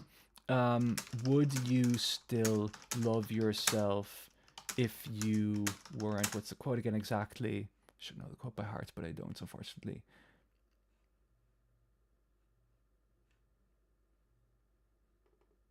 If you stop being a prodigy, that's it. If you stopped being a prodigy. Like, low key, because this was still in the time where I forget if we had Simulpub or not. I think we might not have yet at this stage. So we were still reading this through PO2 scans at the time, and they actually had love. The official has like. It made me really sad that they don't have love, because I just feel that having a stronger verb, a stronger affection, kind of form of affection, love over like made the scene more profound for me. So always for me, it'll always be will you still love yourself, not will you still like yourself. But yeah, like the whole so something like this. Maybe I shouldn't show that too long for monetization ad purposes. The whole idea of seriously exploring mental health. Obviously, Blue Lock had touched on the topic before, but I did not expect that Blue Lock could go, you know, into such dark subject matters as suicide, right? And deliver it in a way that is actually mature, actually complex. That wasn't on my radar. When I first read this chapter, I was weekly at the time. This blew me out of the water. Like this felt like the most profound moments I'd seen in all of Blue Lock, and the way that Snuffy actually challenges Barrow's character in a way that no one else could have, in the way that he pinpointed, you know, the a potential outcome of Barrow's approach to life, and one that is so impactful, coming from such a personal place. The dynamic between Barrow and Snuffy is just unmatched for me in the entire series. Yeah.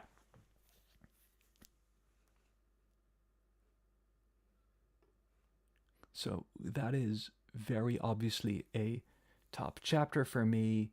Now all of that. I don't. There might not be another top chapter in the Ubers match. Let's see. Because I like Hiyori's stuff, but I don't like it as much as all the things from Manshine, to be honest. I do kind of like the final goal though. Like there's great quotes. I love this bit. The Ayo Hiyori, I'm gonna be the center of the world. That's really cool to me. Like all of this. Yeah, let's actually put 237 on the long list. 237. Hiyori's realizes his ego, or actually realizes he's an egoist too, and then 238, 238 Isagi x Hiyori goal. That should be in here. Now we're going to go to match with a lot of stack chapters. So I actually really like I really like the Nagi Rin and Nagi Barrow moments. I might have the Nagi Barrow moments at the long list.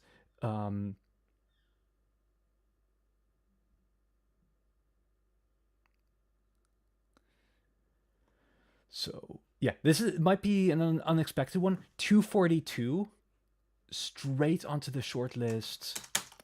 Nest backstory. Oh, I realized I forgot another two things for my. There's one other moment that is absolutely on my shortlist, and that is Bachira's backstory, the first part. I can't believe I forgot that. Chapter 70. 70. Bachira backstory.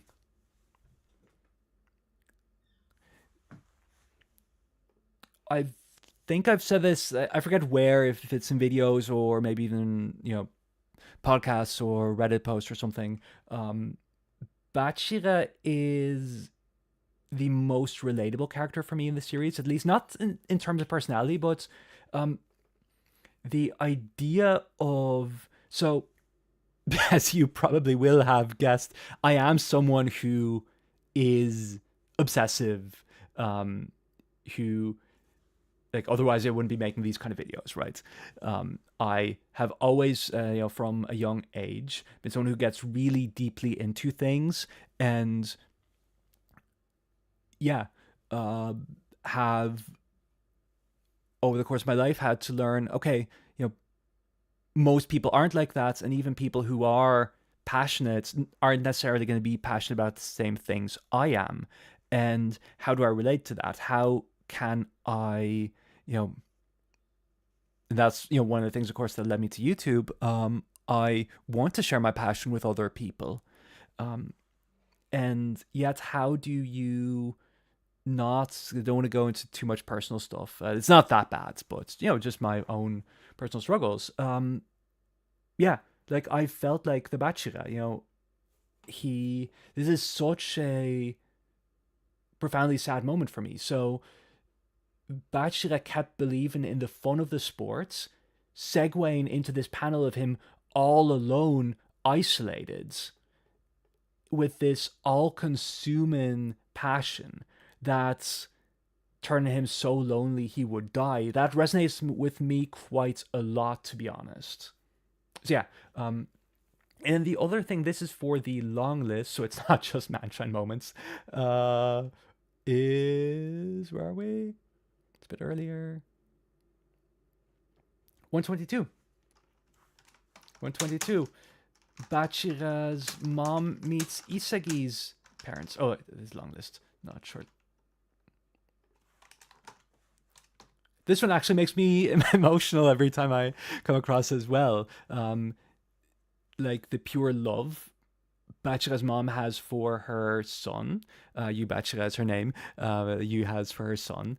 And how she can see something that maybe even Bachira himself hasn't, or now he's realized that, of course, what Izagi means to him, but seeing how much Bachira has changed from an outside perspective, it actually makes me emotional every single time.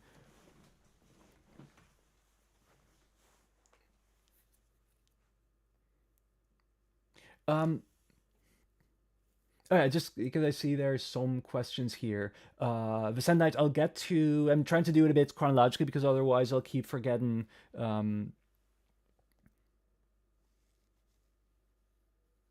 I'll keep forgetting stuff. So 298, I'll get to. Hey, Zalin, I don't know how to pronounce that. Apologies. If you want to tell me in the chat, I'll try to do it correctly. Wait, it actually made it to a stream. Hey everyone, how's your day going? Mine's going really well. It kind of started like it was kind of useless this morning. It took a while to get productive.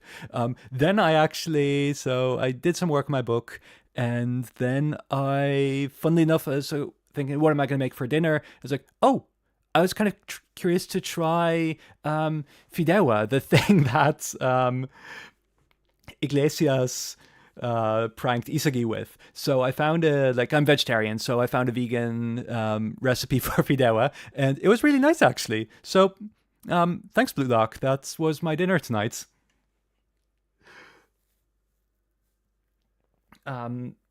Zelly, so tagging me as well. In the second selection, Baro versus Isagi dilemma about devouring, did you enjoy it more from Isagi or Baro's perspective?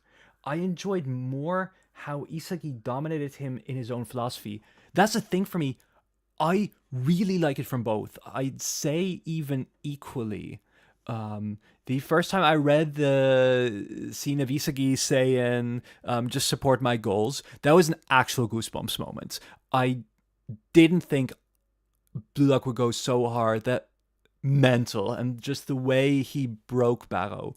But yeah, just the whole sequence then from Baro's perspective, like what I love about Blue Lock is it's all just kind of, it's so dramatic. It's silly and yet profound, and makes me feel stuff. So that whole sequence of Baro, actually, his world shattering, literally, like this plane of glass, and then seeing himself as this, all alone in his flat, alcoholic, just watching the television, watching Isagi being the world's best, while he, what's the word? Whiles away. It's not the way I was looking for, but either way, that's why that match is so dear to me, because yeah, actually that's right. I even have to include that in my top matches. Oh, it's like the second spot is super competitive for me. What my second favorite match in Blue Lock is, that the interplay between them, how Baro then had to respond to Isagi, and Isagi had to respond to Baro, and how well that actually comes together. That's what I like about it so much. So I enjoy both philosophies, both approaches.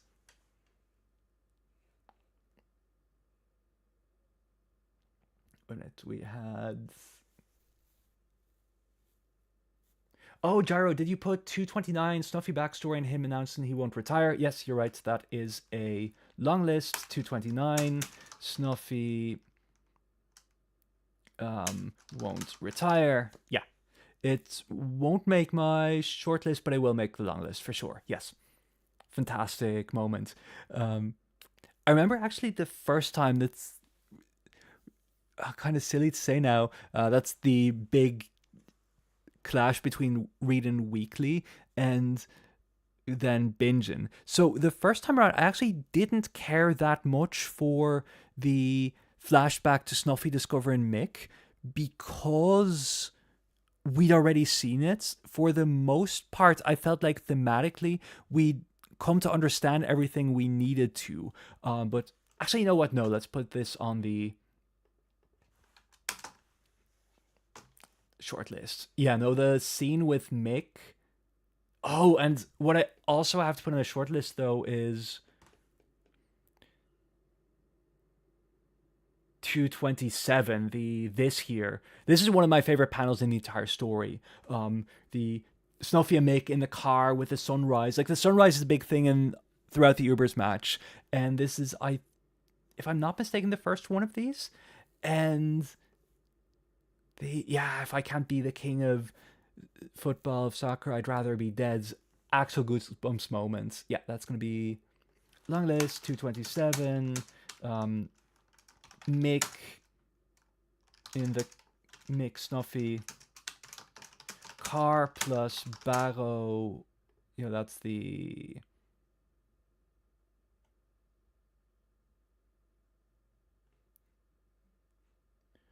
What does that end with again, that chapter?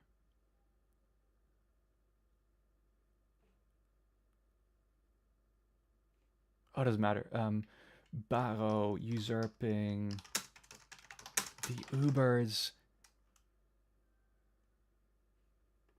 And then we go to. This is the one I really like. The speech of like the whole Mick Snuffy thing about. Yeah, so Mick says you died, of course.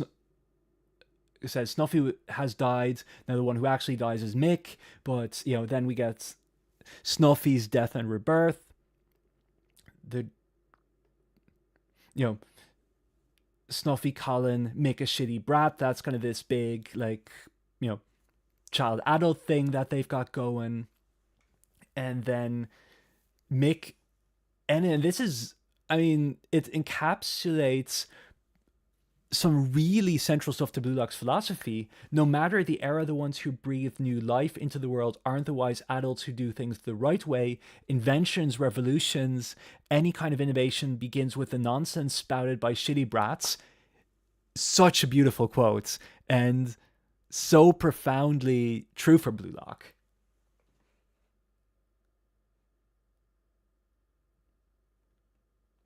Riley wants an honorable mention for Isagi's first goal in the NEL, 212, just because it kind of flipped our perspective on Isagi.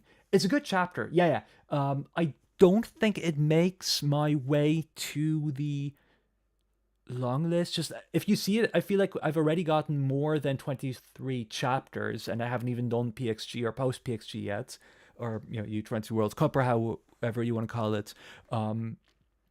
Blue Lock is just so unbelievably stacked.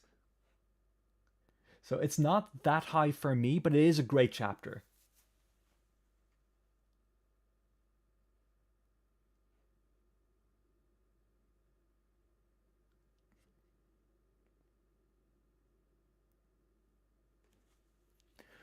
So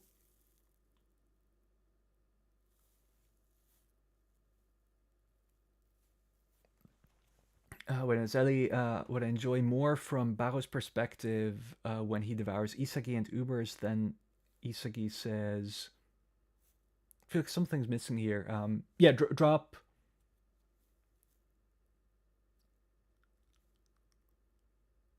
Look at your comment isn't finished, Sally, because I see then after that, out of the Blue Lock players, if you want to finish the thoughts, do put it in the chat. So I'm just going to continue with PXG again, kind of mindful of my time here. I do want to get some more book work done after this. So yeah, as said, 242. Yeah, Ness backstory. Another like this is another goosebumps moment, and for me, the kind of science versus magic thing. It was a because I realized very quickly how that tied into all of the BM rationality philosophy, and I thought that was just a really interesting angle to take for it, and yeah, it paid off in PXG in my opinion. So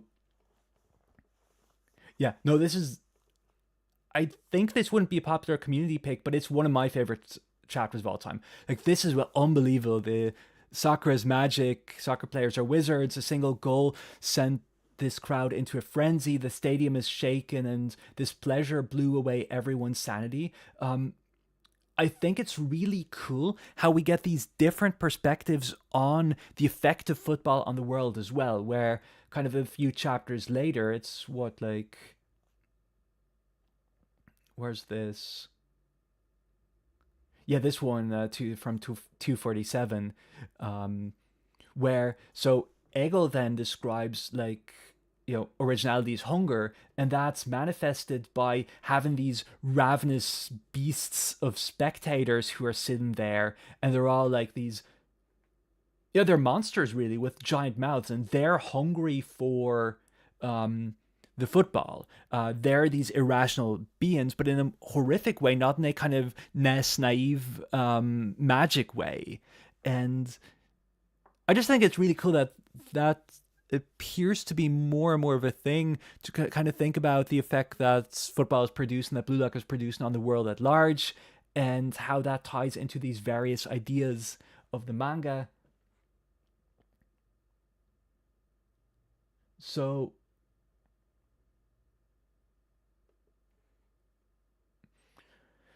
okay, so let's get to some other of my favorite PXG chapters. Just kind of so I don't like the Shido goal that much. It's one of my less favorite NEL goals. So we get the two gun volley. I don't think that makes my long list either. It's cool, but it's not my favorite Isagi moment because Isagi has so much better moments in PXG. I think that's it. So let's continue. The Magnus shot. Okay, then we. Do I put the Kaiser backstory in? 260 Kaiser backstory, I think. Again, shock value, but Kaiser backstory. The way it ties all these various ideas that have been built up about Kaiser's character for the entire arc together. I think a lot of people reading it weekly at the time this is shocking, right? So the chapter out of nowhere, it hasn't been announced that we're getting the Kaiser backstory in the previous chapter, right? This is what it ends on. It's just Kaiser falling apart. And then out of fucking nowhere, you get this picture of domestic abuse. It's actually, yeah, shocking, wild. Yeah, it's almost like the sense of your experiencing this trauma with him, suppressed, pushed down from above. Then the whole like, this idea of this man who's so broken. I love the image of the rose. I've talked at length about what the rose means.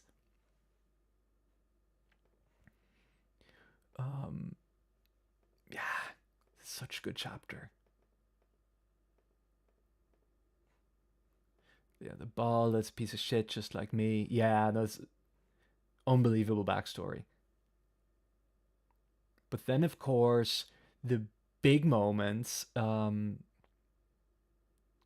So some of the most phenomenal artwork in the series. I think I'll put this on the long list. 262. Kaiser returns to 0. Might make short list. I might change my mind.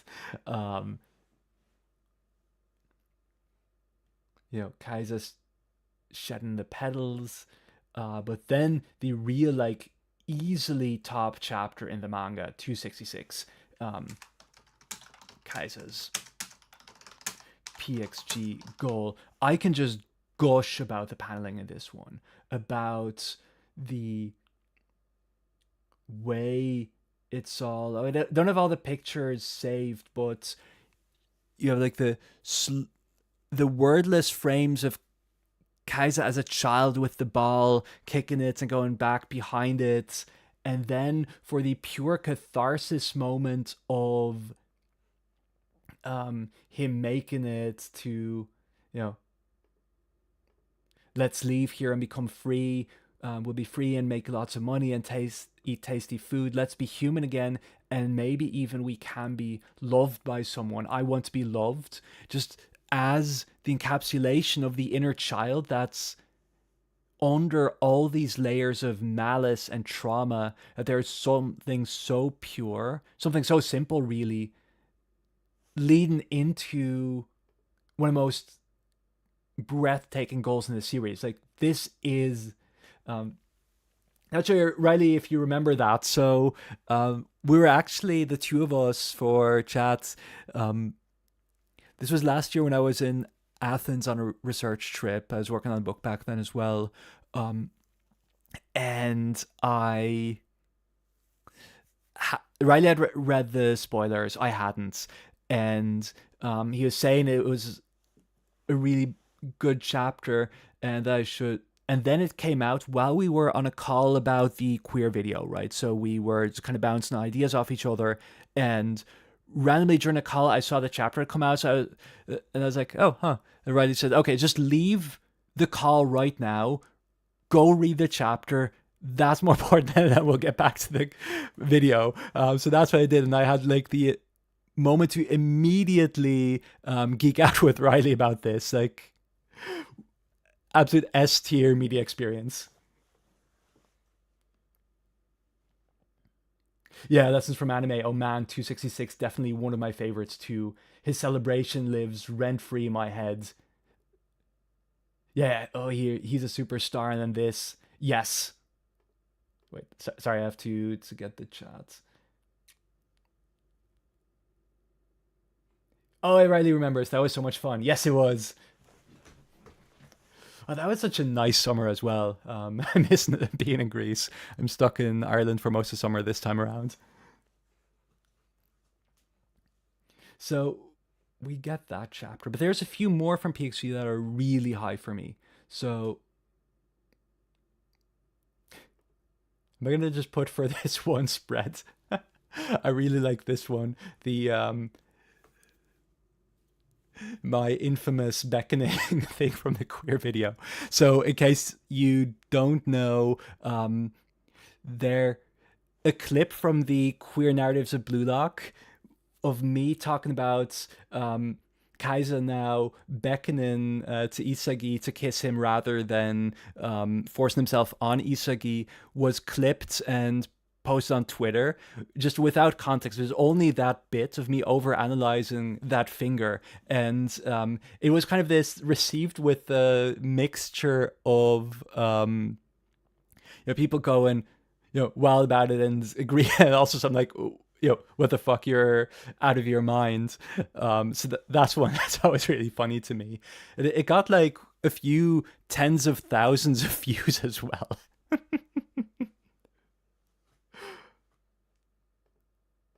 So it's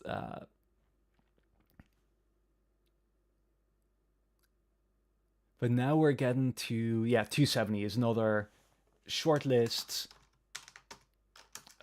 Rin's second backstory. I love this one so much. Again, it's the visual storytelling for me. The Rin as this, it's like the origin story of a serial killer, right? This kind of stuff. That was already crazy to me. Rin becoming this monster. I always like the unhinged Rin more than the cool and collected puppeteer Rin. And so for me, the PXG match was a massive positive. I know, like, it's Rin's development in PXG is divisive. I really like it a lot. I really like the aspect of Rin becoming more and more of a freak. And so this is like who he truly is. He's just this absolute psycho who's hurting himself, trying to scare the pigeons, and he identifying with this predator murdering a gazelle. Unbelievable. But then combined with the whole Evalman sequence, right? It's again, I feel like Blue Lock, as it's progressed, is becoming more experimental with its storytelling. So the that you have this whole sequence of a story within a story, this kind of Miss Anna Beam thing, right? With Evalman, where and that like half the chapter is dedicated to just showing the Evalman film, but also how intricately, I think I've kind of touched on this, especially in my coming of age video, and also a bit in my PXG analysis and my Rin's Water video. Maybe not in the Rin's Water video, I forget. But in any case, the way like all of the Evalman stuff maps onto Rin and Isagi and Sai and kind of Blue Lock as a whole, and this idea of evolution. I love this chapter from the beginning, just for being experimental, being exciting, giving a real new layer to all of this. What also helps actually is, I'm not sure who, how long people have been viewers for. So in my U20 video, I made quite a big thing about Rin with his two toys, with the hero and the monster, and that kind of, I read it as, okay, for a while it hung in the balance whether Rin was going to be the hero that Japanese football needed or the monster that would destroy it. In the end, he becomes the monster. And then that it felt like an absolute fever dream reading this chapter for me, because this small detail that I'd kind of focused on quite heavily in my PXG analysis suddenly became essentially confirmed by all of this, that I had been... all of you will know that I talk about Blue Lock symbolism quite a bit. And when doing symbolism, it's like, I think a lot of my readings, I hope that they hold up and that they're solid and make sense. But you never quite know with them, am I reading them correctly? Because the whole point of symbolism is it's not stated outright what it means. I highly doubt that Kaneshiro or the manga will ever tell us why Rin has this water aura.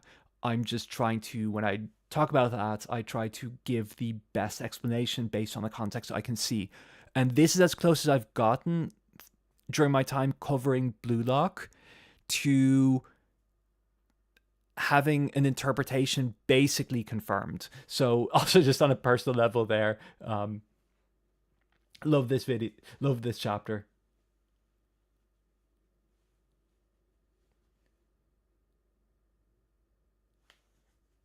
Alrighty, this is about Isagi and Kaiser. I don't know how you don't want to see them kiss. They so want to kiss. Yes, they so want to kiss.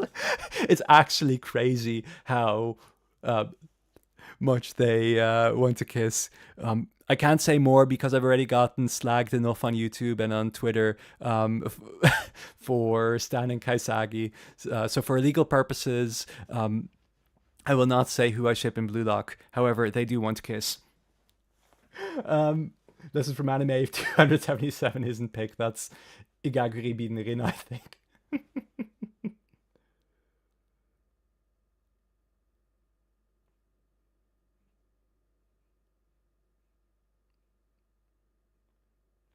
Zelly, the Japanese people also have a fascination with nukes, natural disasters, and most importantly to Rin is calamity. Calamity is unavoidable. JoJo's part 8 goes into it poetically. I haven't read JoJo's, I've only seen the anime, so I haven't gotten to part 7 or 8 yet. But yeah, no, you're absolutely right. If anyone's seen Suzume, by the way, hard recommendation. I'm a big Makoto Shinkai fan. What I didn't realize when I watched it in cinema, but only after the fact realized as well, is that actually the whole film is a reflection on the Fukushima disaster, the Fukushima nuclear meltdown. Um, like this idea of indeed calamities from the nuclear bombings, of course, it's quite deep in the psyche, and it comes out in very interesting ways in Japanese media. Um, so I agree with you completely there. What if you want to show that Rin is the quintessential destroyer? You go to like if, and I hope I'm right in this because I don't actually know the kaiju genre very well, but my understanding is that originally Godzilla was this allegory for the atomic bombs on Hiroshima and Nagasaki, right? Um, he's this force of sheer destruction. So having basically alluding to that tradition of, okay, kaiju are like atomic weapons, and Rin is like a kaiju, and Rin is also destruction. That all slots in very neatly to me. Um, And Zen Knights, I have the answer. Rin is a deep sea monster. We see this when he has the ball against Isagi in the latter half of the game. Yeah, absolutely. And I think like the deep sea monster is a combination of two pre-existing ideas: Rin as a monster, and Rin as kind of the whole water. I mean, I made a whole video about this. You've probably seen it. Rin, water symbolizing destruction, the quenching of fire, as well, and then that comes together in this deep sea monster, which I think so. Like Rin has some of the hardest auras in the manga for me in PXG. Like the all the deep sea stuff, unbelievably cool.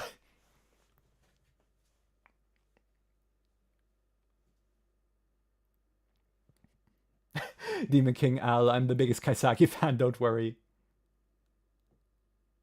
Riley, is it too obvious that we get a Lamine Yamal character during the World Cup arc, especially since we just got Bunny for Spain?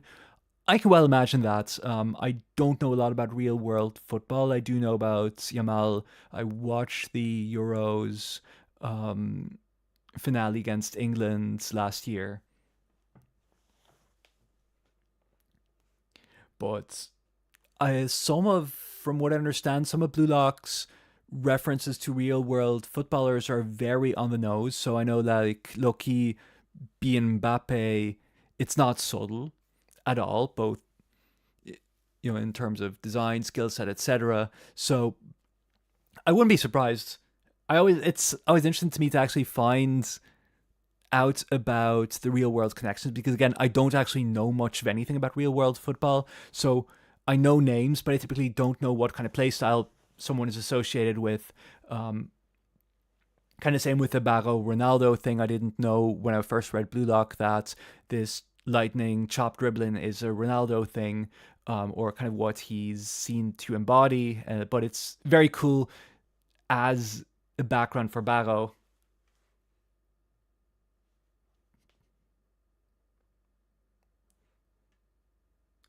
Yeah, it's got comments again, the katakana name, Santa Quita. Besides what you mentioned, what sticks out to me as kind of a neat detail is the Itoshi parents' face is always being shown obscured because they're practically absent from their children's lives. Yeah, that's a detail that's really jumped out to me as well. So, and I don't even know if it's. See, that's the odd thing. Because they don't seem to be bad parents. We've got a lot of bad parents in Blue Lock, but the Itoshis don't seem to be perfectly normal. Like the mom is upset by what's going on with her children. That's not in a oh it's a pain in the arse or what's the where the neighbor is going to think kind of way. She's worried about the development of their children. They seem to be involved enough, but yeah, I do think that it might be more a focalization of Rin. This is Rin's inner child, like both literally in the sense that he is actually physically a child then, but also kind of in the you know psychological framework of Blue Lock, right? I've talked about that in my coming of age video. The a common idea in Blue Lock is that your true ego, it manifests itself in childhood before you get burdened down by the expectations of society. And so, why does Rin get a flashback to his childhood in the PXG match further back than his previous flashback? It's because this is the moment where he discovers who he actually is and what his actual true nature is. And then that's part of it. I think so if we're getting all this focus on Rin as a child and the experience of a child, you obscure out the world and perspective of adults in a way. So yes, they're around, yes, they talk, but Rin doesn't understand their concerns. He doesn't, he picks up that people think they're strange, but he doesn't understand how to act as a functional member of society. He doesn't fit in, and he can't share his parents' perspective, and that's why he can't even see face to face with them. That's kind of how I read that.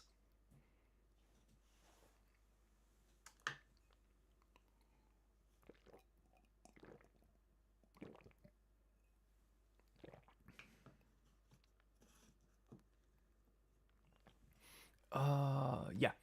So let's get back to the list. So where are we? Yeah, I know this is divisive, but I really like the Rin stuff in the PXG match a lot. And then now we're getting to juicy bits about Isagi.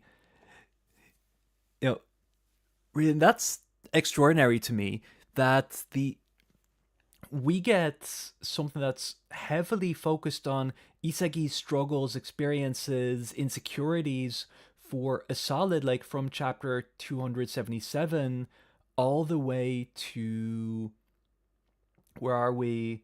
284. 7 straight chapters, basically, even though it's not all about Isagi, but it's Isagi also rediscovering who he is and doing away with his old worldview about this distinction between geniuses and non-geniuses and what he is, what he stands for. His entire sense of self is being rewritten here, is being challenged. This elevated Isagi. Isagi was always one of my favorite Blue Lock characters. I think that's quite apparent. Probably my second favorite character, always been. But this bit in the PXG match really elevated him so much more for me. So the chapter, that's actually, am I going to put the Theory of Evolution? Yeah, I'm going to put that on the long list, 281, Theory of Evolution. Theory of Evolution, again, because it's such a intriguing chapter. It's evolution is, of course, this idea throughout Blue Lock. I talked about it a lot in my PXG analysis. I might, sometime down the line when we get a bit more, talk even more about it and how it ties into the ideas of Blue Lock as a whole. But yeah, it's a completely redefining what he is, what talent is. And then, of course, you go to 282. I think I will... Is it...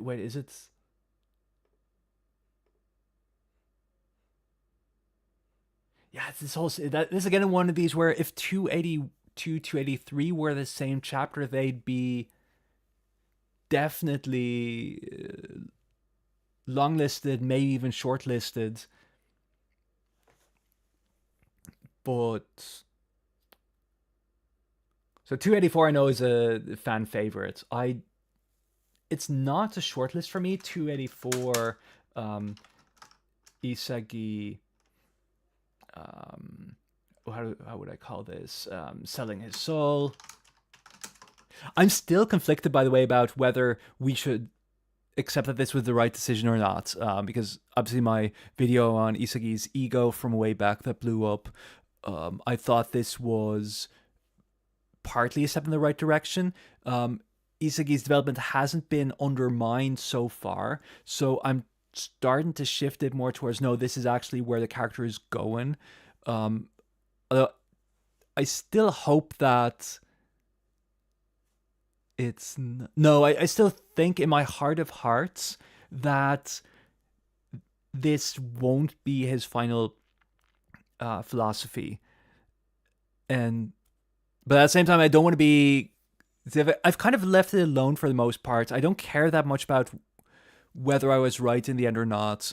I'm enjoying the ride right now, and if it, I still feel it's more likely that victory above everything is not what Isagi stands for.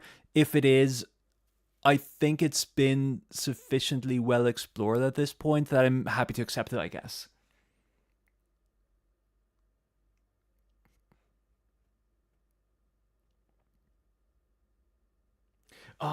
Bites me Gara, thanks for joining, by the way. But yeah, I really like the chapter where Bago and Isagi go eat together. The former asking how he wants to play soccer. Yes, yes, very much agreed. I've definitely talked about this in the past in a few moments. Really love that one as well. The whole dynamic, how they define their relationship for the rest of the story as well. Like, no, we're not going to be friends. We're going to have this unhealthy dynamic of reciprocal devouring. I think that's really cool. Zelia asks, okay, so Vicente actually, let me go here. So Isaki selling his soul is potentially a mistake and a misunderstanding of the culture that surrounded him in the NEL, because Germany isn't about hard logic but justification. Um, I'm not exactly sure what you mean with the not about hard logic but justification. Oh, I kind of get what you mean. You have to have well backed up justification, but it's not like hard data. Um, do I think symbolically it is important still that it's this. I guess that's the thing, right? It's really hard to write hyper rationalism because you won't have a human being if you'd have a computer if someone is perfectly 100% rational. So it's hard to write extreme rationality in a convincing way. And I know a lot of people have kind of pointed out that, well, Bastard München is not rational at all. That's, of course, partly the point of the entire arc. But I do think for me, it's important that this is their main ideal, even if it doesn't come out in practice a lot of the times. Um, but yeah, I mean, it's still, I can agree with you that, yeah, so it's very clear, of course, Isagi made the right decision within the context of Bastard München. That is clear in any case. That's kind of what the ending of the PXG match is about, of, Isagi becoming like Noah in adopting this full rationality. And the question is, so for the context of the NEL, he was right. Is he going to be right for the remainder of the story? I think that is still to be seen. And I agree with you that it seems likely enough that this is only a stepping stone to a fully realized version of himself. Yeah. Um, Zelly, what's the best foreshadowing in Blue Lock? I personally love Isagi versus Barrow and the clapback when Barrow devours Ubers, Isagi, and the whole field in the NEL. I like that a lot as well. But actually, just to add on that, so this is one of these things that I always find. It says a lot about what kind of writer Kaneshiro is. Actually, let me just close some of the pictures. So at this point, it's become a bit unwieldy in my menu bar. So when we go to Barrow's first introduction in the story, I might actually not have that saved here. Yeah, let me just quickly pull up the volume. It's volume 2. It would be like, I don't know, page 50 or something. So, where are we now? Yeah, here we are. So, this is the moment where Team X is completely decimating Team Z, right? And so Barrow scores his first goal. And then what really kind of defines Barrow as a king at this moment is now he's in a position where he doesn't even need to be scoring himself. So Barrow actually passes to his teammate. Nice pass, Barrow, and lets the teammate score. This is like, if you now look at his conflict in the second selection, where Barrow is presented as this character who never scores or never passes no matter what, to the point that it's such an obvious Achilles heel that it's easily exploited by his opponents.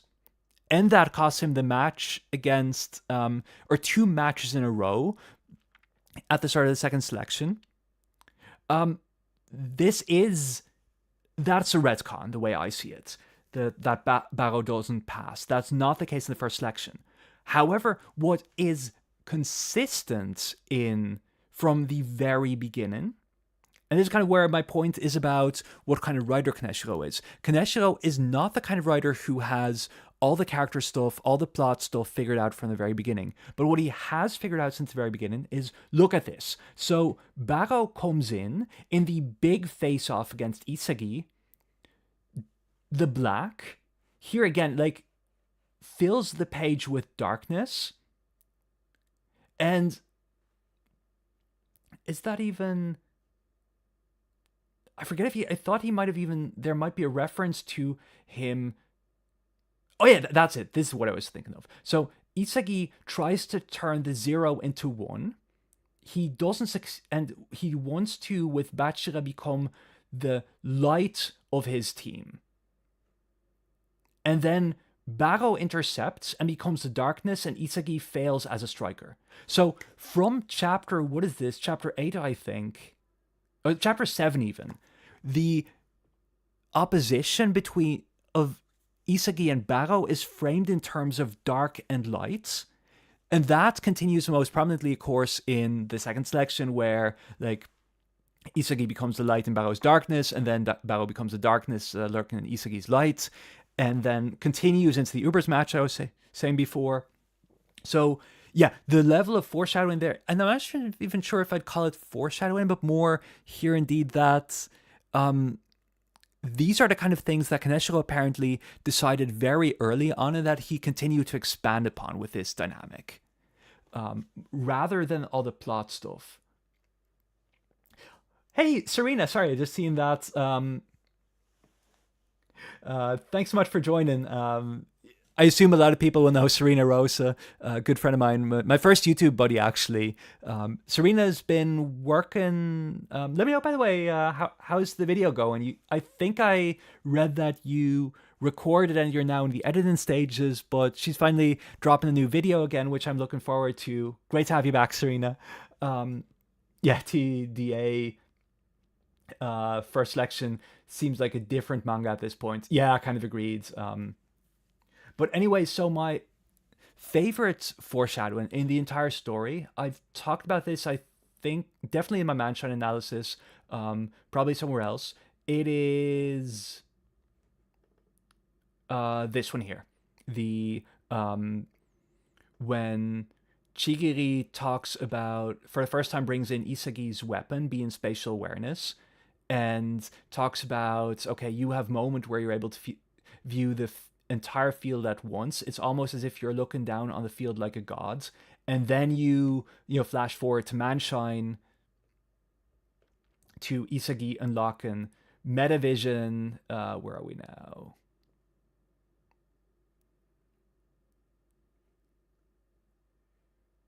Where's that? Yeah, here's the one. Just the composition here between like the Metavision eye and this on over the fields, and this is what Isagi sees as a godlike view that transcends 2- and 3-dimensional thought patterns. So it's echoing Chigiri's words about being a god, and specifically what makes Isagi a god is that type of vision. That's my favorite foreshadowing.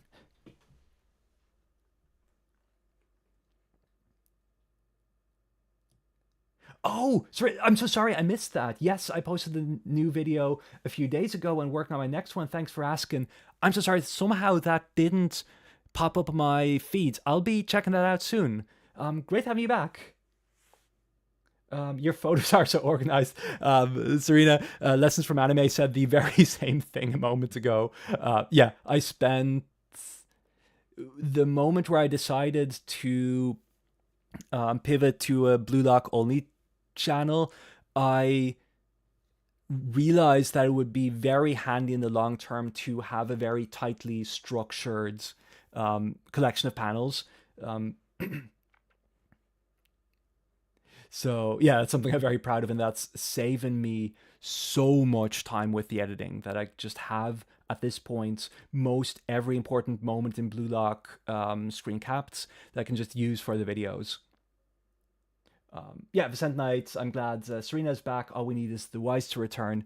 I haven't been chatting to the Wise that much recently, but yeah, no, I mean, he made absolutely fantastic videos as well, so I'd always be very happy to see him back again.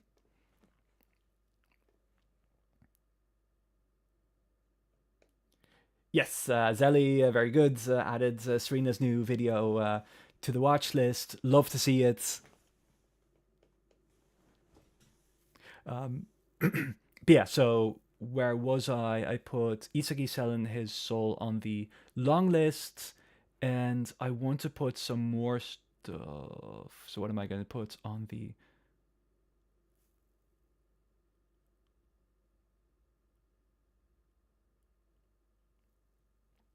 Yeah, sorry, that's 282. Is I will put that on the 282. Isagi, I wanted to win. I'll just call it that. I love that moment a lot. It is the culmination of everything. That's my email. Ignore that. It's the culmination of everything that Isagi's arc has been about in the PXG match. It's about the all the concerns of PXG, the return to Origin. I remember actually because I assume some of you will know this. I deeply despise the Isagi light novel, and the more I think about it, the more I hate it. What it does for Isagi's character. So when PXG was ongoing, and it became clear that like originality was announced as a main concern, like where hunger is originality is what we learned from the start, and then we started getting Kaisa's origin and Rin's origin and Kyora's origin and arguably the origin of, can you give me a return to his origin again? So I got people asking me at the time, do you think we'll get another Isagi backstory? We'll get to see those moments where Isagi as a child. And I was thinking, I was worried about that because it seemed not unlikely that we basically get light novel canon confirmed. As a okay, so it all culminates in Isagi's own return to Origin. I saw that coming, and I was just praying, please let it not be that. So instead, I think we got something that's much more effective, much more powerful. The return to the actual origin of Isagi, as in not necessarily his childhood, but the moment that changed his world forever, and him coming to realize what it was, or at least partly coming to realize what it was, depending on what the ultimate outcome of this is. It come to realize that and understanding himself more fully. I think that's beautiful as the culmination of this whole thematic through line of the PXG match. But yeah. The there's very few things I despise in Blue Lock. The Isagi light novel specifically, I do. Yes. It. I gave at some point. I did a whole post on. Someone asked me about it, and I, said, "Well, I hope it won't be that." And they asked, "Oh, why not?" And I gave a whole rant about why, for me, the light novel canon about Isagi's past kills not just what his character stands for, but also severely undermines the profundity of his realization in chapter one. I won't get into that right now, but that's a rant for another day. TDA, are the light novels even written by Kaneshiro? So it's not quite clear to me.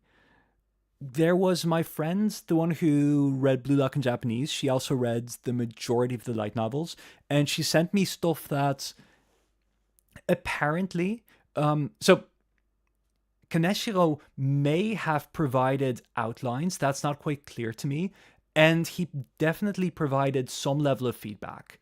So there was something that struck us where Kaneshiro, there's like some word that Rin used, or a personal pronoun that Rin used, or something to that effect, where Kaneshiro had that changed because he felt it was out of character. So Kaneshiro is involved to some respect.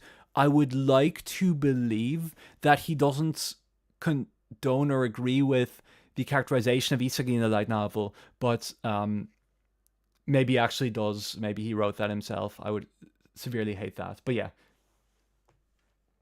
Yeah, they're like in this TDA, you're right, they're not fully canon. They're in a semi-canon gray area. Yeah.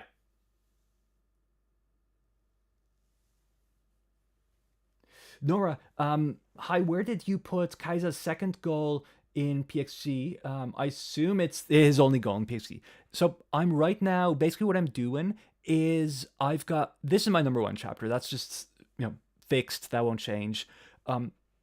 I'm right now going over, oh man, I've been going on for 2.5 hours already. Oops. So I have to, well, I'm almost done with it. I've created a short list of, these are chapters that are absolutely going to be in the top 23. And then a long list of chapters that might make it. The 266 is in the shortlist, and it is very likely going to end up high. So I'm going to, in a moment, rank these, and it'll be a bit arbitrary at that point. But I do think Kaisa's PXG goal is top 5, yes.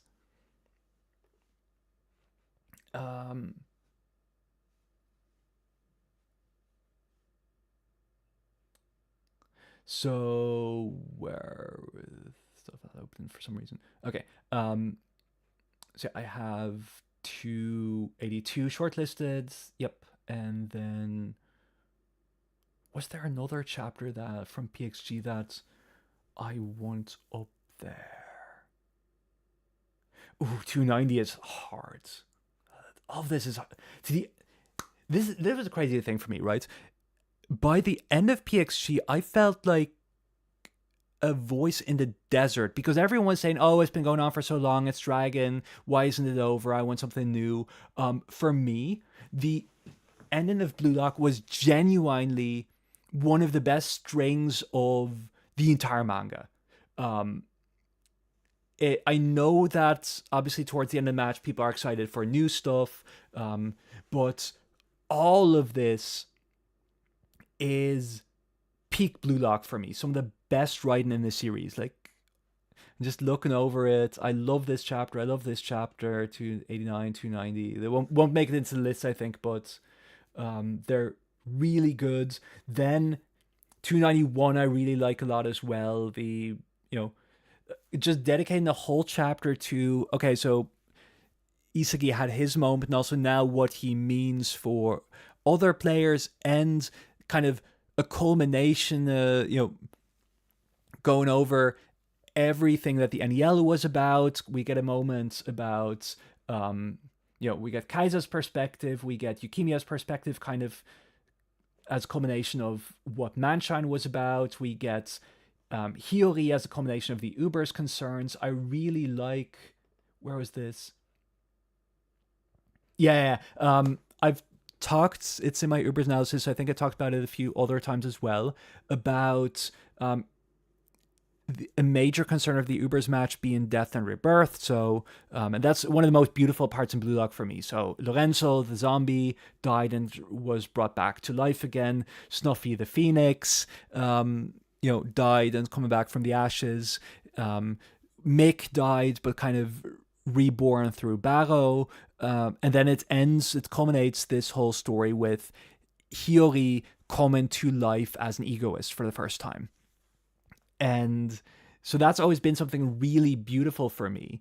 And I was overjoyed with this page here, where to me, because again, this is kind of the bit where we're getting almost a recap of all the lessons from the NEL. And then Hiyori specifically mentions, he was reborn and can, can keep being reborn over and over as a confirmation of, yes, this was a major part of the Ubers match. That just warmed my heart because, again, this is something that is really beautiful to me, profoundly beautiful.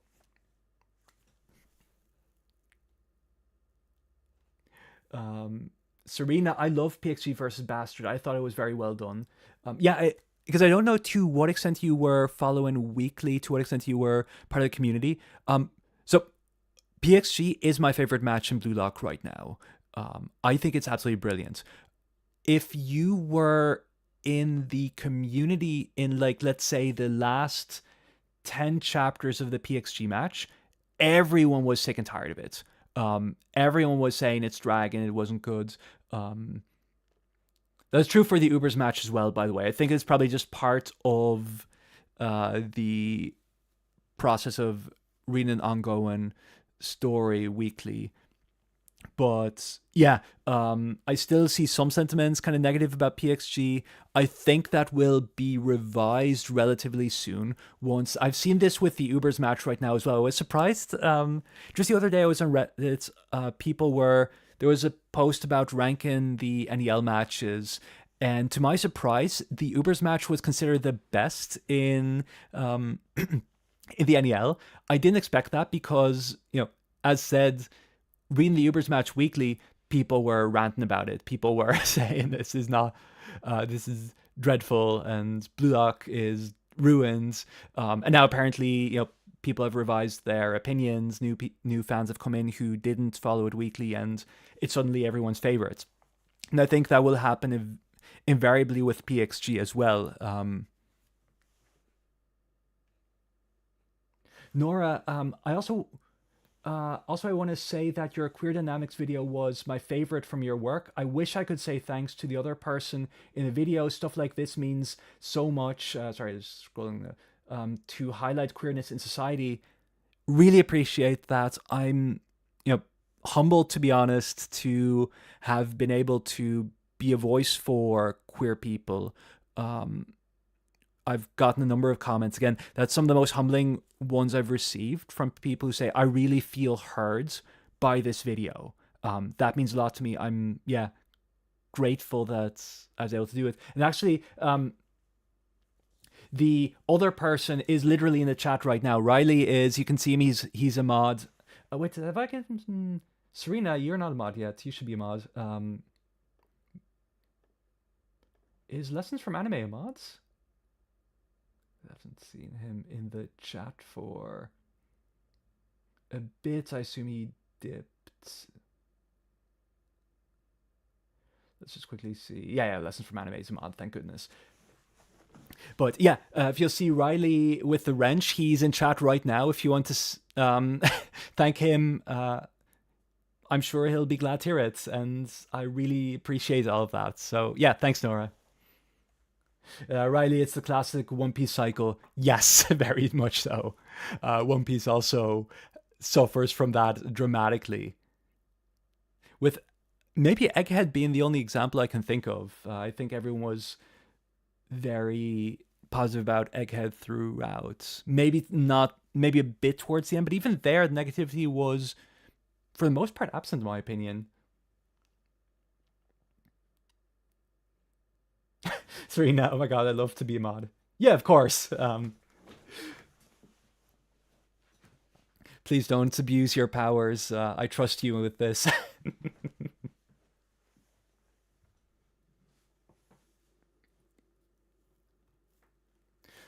Zelly, I love Doflamingo from One Piece because he dives into stress and battle with a smile on his face. He enjoys the stress and the darkness like an adrenaline junkie, which is why the termination of Bachira speaks to me. Never thought I'd hear Batshit and Doflamingo in the same sentence. But yeah, no, Doflamingo, brilliant villain. One Piece has some of the best villains in all of manga, in my opinion. Oh, Serena, I'm excited to watch the queer video. Sounds amazing already. Definitely needs more queer discussions in the community. Yeah, thanks so much. Um, it's it's the most it's very funny, right? Because I kind of knew that going in.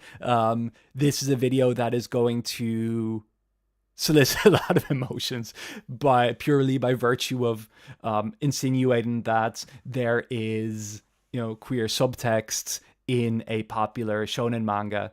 So it has, I think, twice the comments of my second most commented on video. It also has the highest dislike ratio on any video I put out. Now, in fairness, it's still like in the 90% like, but it's noticeable. And it's, but no, very proud of that video. I'm very glad Riley and I were able to do that.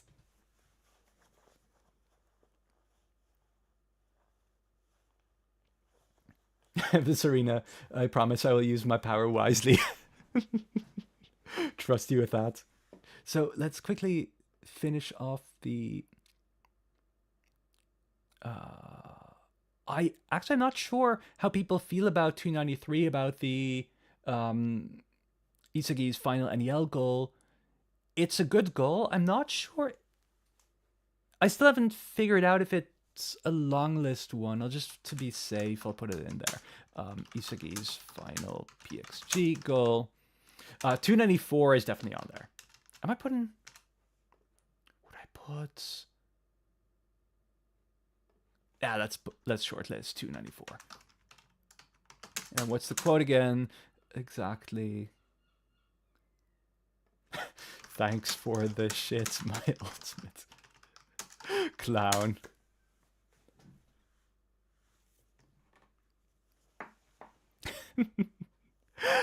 The moment where you realize, oh, this is still Blue Lock. This is still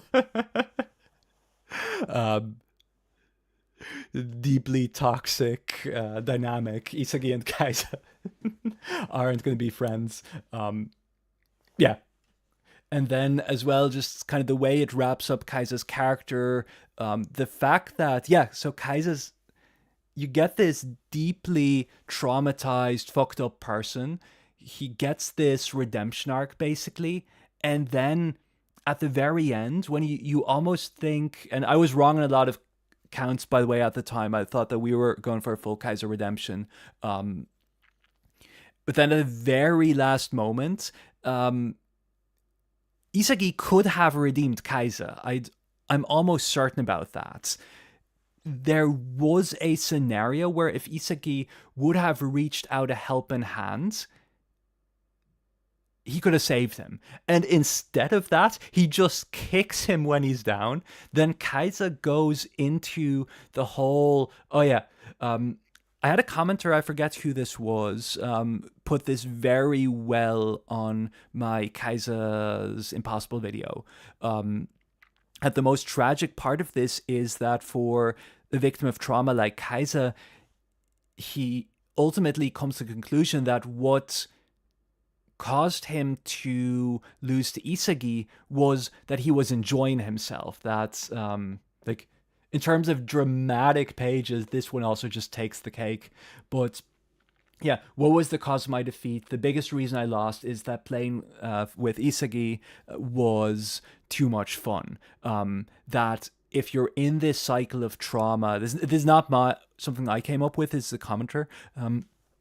If you're in this cycle, if you're a victim of trauma, you can't love yourself, that you blame yourself for not being sad, for being fulfilled. That is just so deeply tragic to me. Kaisa is, I think everyone agrees with that, one of the most extraordinarily well-written characters in Blue Lock, I'd dare to say, in shonen manga. And definitely one of the top antagonists ever. And the way it ends with him, yeah, not getting his redemption easily, at least. He's getting some now with Ness. There is a path forward for him, but that I think is a testament to what makes Blue Lock unique and Isagi a unique character.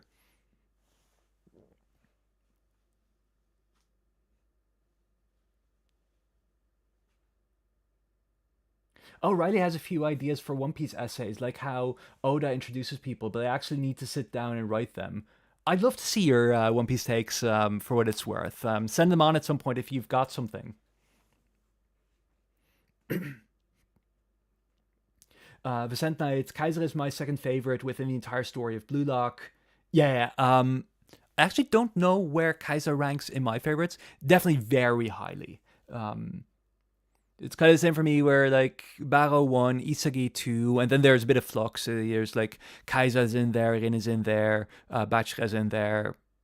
I said in an old video, IQ and Ego, something to that effect.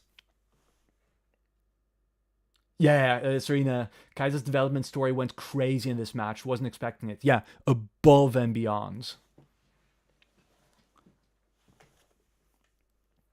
So that's the PXG. That's also where my panels stop because I haven't been making videos since.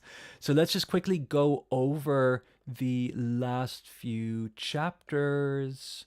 So this is from to see if there's anything important that I missed.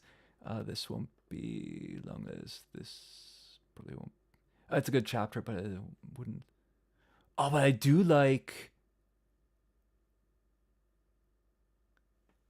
I really like the Chris Prince and Rail bits, the transcend reality. I feel like with all the new chapters, the ones post PXG, I'm still kind of marinating on where I put them. For the other ones, I have more of a picture, so I'll leave this out for now. But it could well be the Rail moment. I really do like it. So then we get someone was already asking about 298. Um, I remember, so I was reading the chapter when it came out on my tablet. I was in my kitchen, kind of um, preparing dinner, I think, or heating up dinner, and um, my heart sank. Like, I never felt this way. This sense of impending doom when these bids came on the screen just slow, like this is unbelievably good storytelling. The sense of anticipation, to be honest, I felt in my heart of hearts as soon as I saw this page, okay, Nagi is getting locked off, and I was like, is he not? And then all the way until this here brief sense of hope before Nagi gets locked off. Yeah, let me long list this one because it's an odd one in the sense that with most of the chapters in this list, I put them on because I've read them time and again, and they hold up for me. They gain in meaning, sometimes even become even more profound. The Nagi Lock Off is a bit of an exception there because it really is the sense of shock that carries it. I went through kind of this whole personal arc where I first thought Nagi would get locked off. Then I kind of started, the deeper I got into Blue Lock, I cast that aside. I was convinced, no, there was going to be a route forward for him. And then, my gut sank so hard. Like I had this moment where I was just kind of staring at my wall after that chapter. And that's a sentiment I won't ever feel again reading 298. Also in part now because, of course, we know that Nagi is still a prominent character.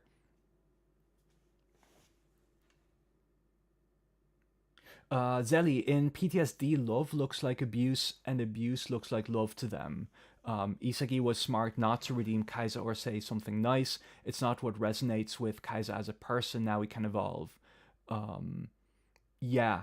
So I'm going, like, am not a psychologist by any means. I'm fortunate that I do not have any severe trauma. So it's something I can't really speak about. Um, but yeah, that might well be the case. It might well be for the best for the long term. But still, the way Isagi ruthlessly beat him into the ground after, like, where's that now?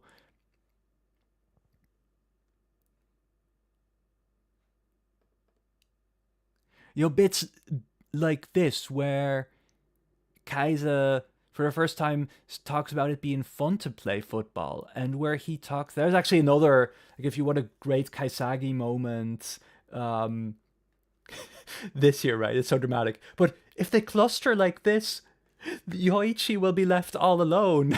It's like Kaiza isn't even concerned about, oh, this will ruin my chance to score a goal. He's actually worried about Isagi being isolated. Um, it's so cute.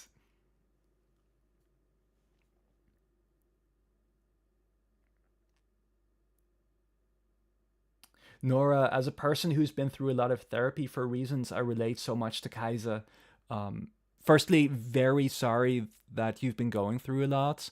I hope you're in a much better place now than you were, even though, of course, like recovering isn't easy. It's not a linear process in any way.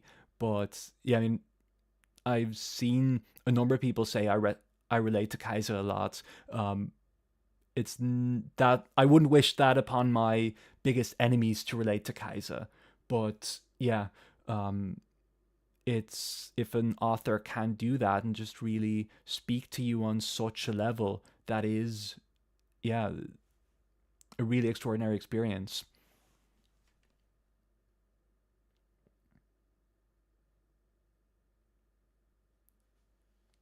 So yeah, let's see. That's 298. Then we get, oh yeah, the chapter of 299, Ego Duncan on Nagi. Then the 300, Nagi's goodbye. I'm yeah, okay. Oh, this is a very good chapter. Okay, I'll put 302 Nagi. How would I call this? Nagi back to the real world. Let's put that on a long list. Nora, thank you. I've progressed so much, but that's why I want to point out the incredibly emotional nuance of Kaiser's character. Yeah, 100%. Yeah, this is what I love about this chapter in particular is just, and this is something that Blue Lock's been doing more and more as the manga progressed. Like 266, the Kaiser Goal is another example. It's allowing itself to tell its story more through its artwork, where like first selection Blue Lock, which we've already concluded, is night and day compared to the current story. The there everything was kind of resting on wait a minute, let me just quickly put up the mic a bit. There we are. I don't have to hunch forward as much. My back isn't great to begin with. So at the start, Blue Lock was very text heavy. And of course, the action was there. The action was always solid. But compared to the earlier parts, especially from PXG onwards, Blue Lock is allowing its story to be told much more through the artwork. Just stuff like this, these pages of Nagi seeing on his bike. Like this is one of my favorite details, right? So Nagi used to be carried by rail. Now he has no one to carry himself anymore, so he's cycling alone. And then a few chapters later, is that 304? Let's see. No, it's 306. Then we actually get Nagi not just cycling alone, but cycling uphill, putting in an effort to getting exhausted instead of being carried by rail. Um, and then, yeah, like the everyday scenes here, and then the lights coming through. He's all alone. This profound sense of emptiness. Why am I so miserable? Culminating in this being basically Isagi's "I wanted to win" moment, right? That's very clearly.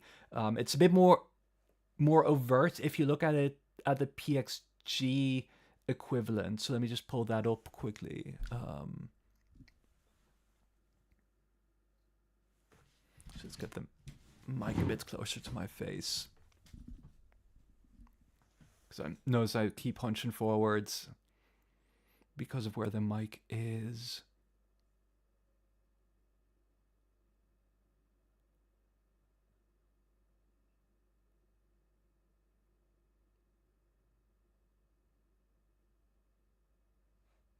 Yeah, this is the one I was looking for. So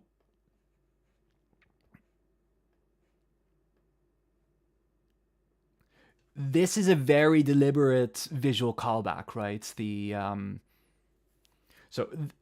Isagi here calls back to Isagi in chapter 1. I wanted to win, and now this is Nagi's equivalent moment. Nagi finally hitting rock bottom, as Barrow said he had to come back, and now being ready to turn his life around. That I love how it culminates on that. So that's going to be a serious contender. Oh, and actually, now I'm thinking about that. What I also wanted to long list, I completely forgot about this, is I think it's 245. Yeah, yeah. Barrow and Nagi. This goes hard. This goes really hard. I love it when some of Blue Lock's other main characters are put into dialogue with each other. I liked it for Rin and Nagi.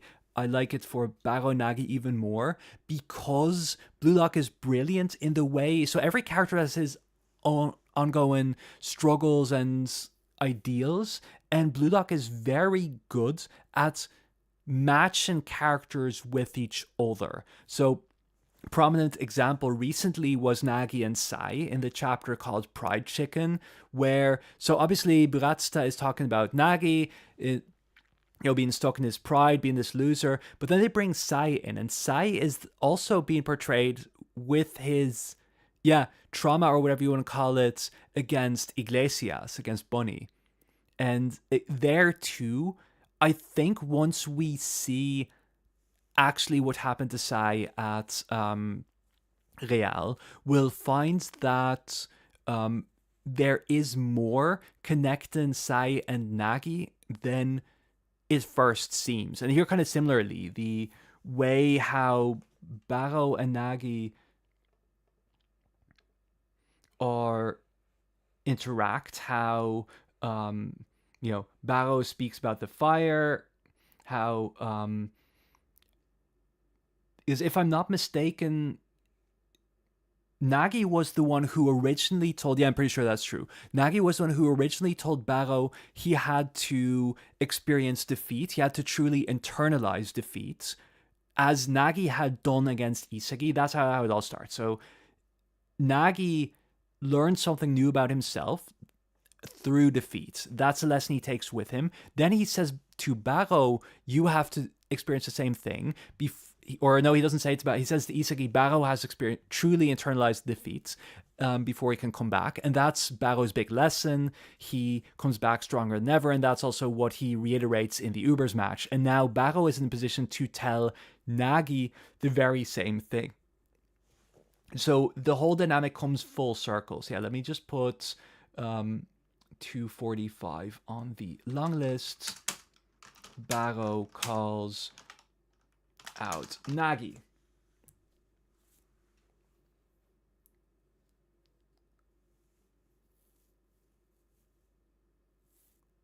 Serena, him feeling something so strong for the first time since leaving and realizing how much he missed his Blue Lock and his friends and Rail. Sai, wonderful chapter.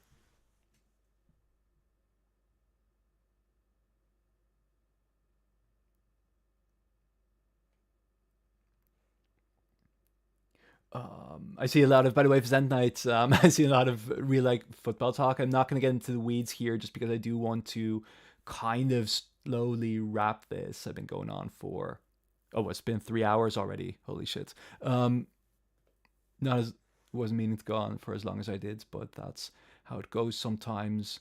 So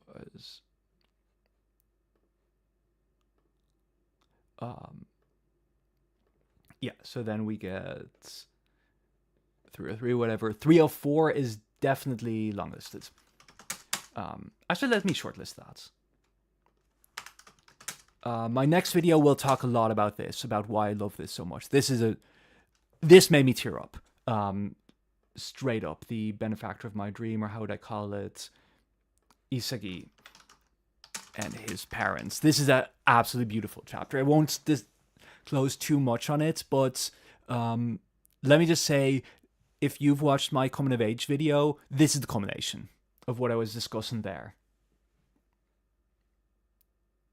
Yeah, no, exactly. It's the same thing. Also love the dynamic of Nagi deflecting his frustration at Reila, with Reila at Bachira in the second selection, and then it comes back to haunt him. Yeah, those are kind of things which Blue Lock is so good at, that every character has their ongoing situation, their ongoing, arc, experiences, struggles, and the manga finds very clever ways to intertwine them.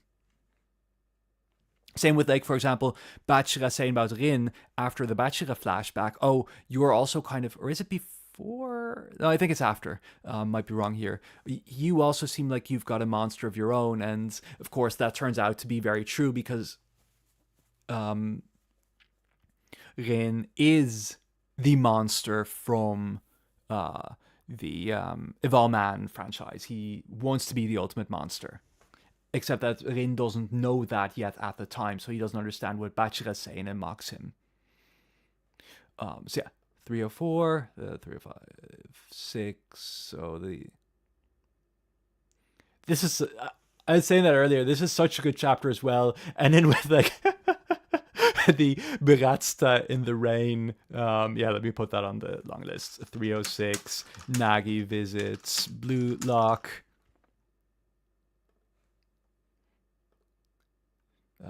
I'll leave Iglesias for now. I'll leave this for now.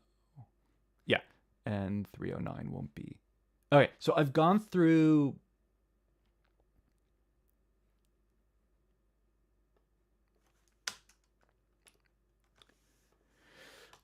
all of Blue Lock now. Wait, no, this should be numbered. Okay, so I've already got.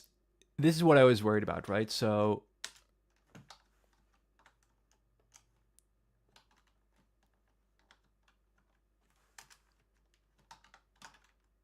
yeah, I've already got 19 chapters here. So let me just quickly. Oh wait, what am I doing? 1, 2. I know, it just annoys me when they're not consistent. That's on me. So let's reorder this a bit. And I'm just going to quick bit rush this. So this is very high for me. This is very high for me. I think it's under that, though. Where would I? This is very high. Let me. Yeah, you know what? I'll put this above 215. I will put. Bachira should be way up there. Yeah, let me just put Bachira number 2 for now. And 215 number 3, that seems about right. Kaisa's PXG goal should be up there. Is it? Let's put that here. I'm torn. Oh, no, it can be number 3. No, it can't be number 3. Snuffy is number 3. Yeah. Then we get. Let's see, what else would I want to reorder? I think I like Rin's backstory, second backstory, better than Ness's. Isagi wanting to win, so I like it. Yeah, let me put that here.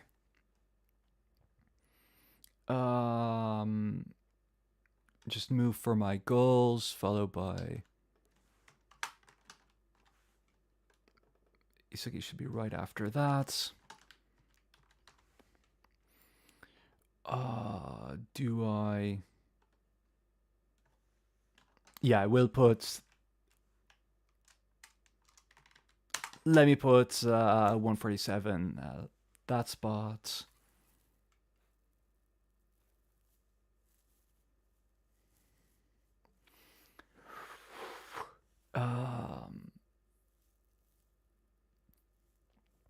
Would I put... Yeah, Isagi using Metavision should be higher than... I like that. No, I don't like it. It's just... That's one of the kind of the character writing concept versus just the coolness, but I think I do have to put Metavision under Aiku's backstory. Snuffy won't retire. I've got that. Yeah, what? Let me put that above. Isagi used Metavision as well. Rin's second backstory. Oh, that's so... See, it's really difficult because I feel like I have to put like Aiku above Rin. Rin's really good as well. I like Ness more than Rin, I think. Isagi thanking his parents. Let me just put that. Yeah, I'll put that above. Thanks for the shits. Chapter 1 is hard to rank in this. And chapter 2. I will put chapter 2 at the bottom here, I think. I like it less than... Yeah, I think as a moment, 294, the thanks for the shit, my ultimate clown, is better than Kira being eliminated for me at this point. Chapter 1, let me put that...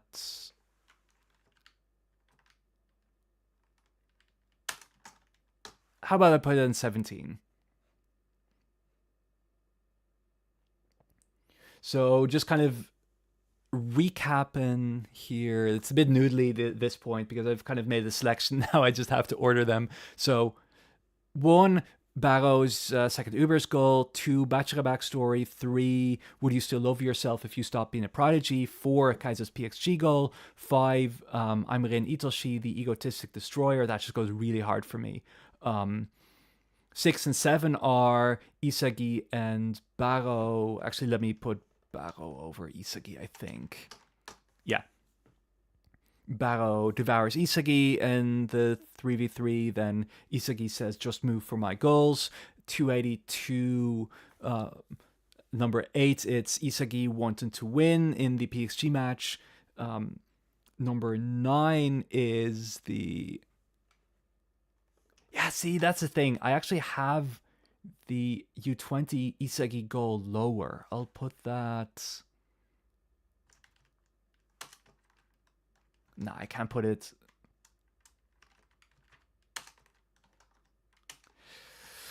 Oh, this is difficult. Yeah, I'll put the... And do I... Right in the womb is a bit too high. I do think it's...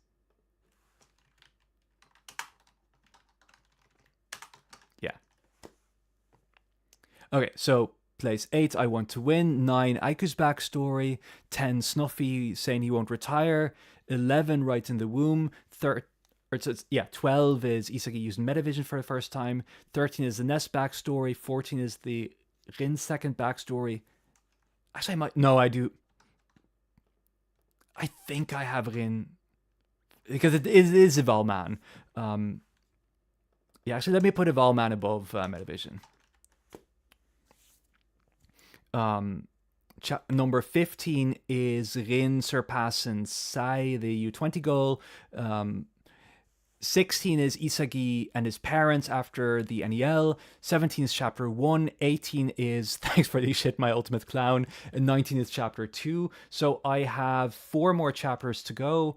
Let me just make some very quick calls here because I do want to be wrapping soon-ish.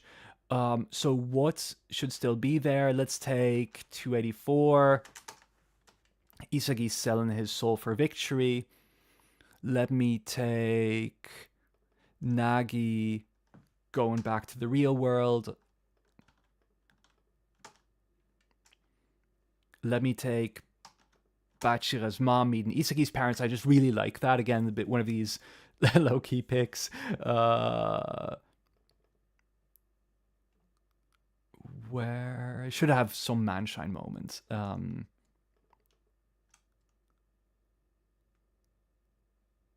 so hard. Yeah, I'll take. There's a number of them which I'm torn about. Let me just, as the Manshine representative, take Yukimiya's Manshine goal. And that is a. Am I? Ooh, but 2027. No, I'll just leave it at that. So this is the definitive final top 23. So while I'm here in the chat, just kind of have been ignoring that a bit to get the top 23 done. Nora, I missed the moments from the very beginning where Henri shines as this very decisive public figure against the corporates and the general public. I do agree. Henri, like, I quite dislike the moments in the evolution chapter recently where Henri's like, oh, evolution, I've never heard of that. Is that like Pikachu? It really kind of shits on her character because she is smart and competent. That's the whole point of her appearance in chapter 1, right? So in chapter 1, it starts with these like old guys who are all like have run Japanese football to the ground. It's the ground. And there's a woman, a young, attractive woman who has something that will actually lead Japan to a World Cup victory, and all that the men see is, a pair of boobs walking around, right? They don't listen to a word she says, and that's, now Blue Lock does do a bit of this kind of having your own cake and eating it thing where it's Bakuman is bad at this as well. There's a number of other shonen manga that do this poorly, in my opinion. Blue Lock isn't great at it, where basically they try to decry sexism, they decry objectification of women, but at the same time, the women are very frequently presented as lust objects, especially in early Blue Lock, where you get all these strange camera angles focusing on Henri's behind and her breasts, which kind of undermines her character. And now she's become a bit more this, Watson character to Egel, where like Egel needs someone to act as the audience stand-in and ideally a bit dumber than the audience so that you can have Egel talk in a natural way and respond to queries. And Henri has always had that role, but yeah, there's a few moments where it's like, it's a bit of a shame for me because, actually the one low-key Henri moment I really like or I'm not even sure if I can call it an Henri moment, but the last time her character really got acknowledged, that's in Manshine, in the chapter about the perspectives. Where are we? Or it's right before that. It's because Egel says, Egel reflects, that's the common thing, right? Same with the theory of evolution. Egel reflects on something that Isagi will then realize. So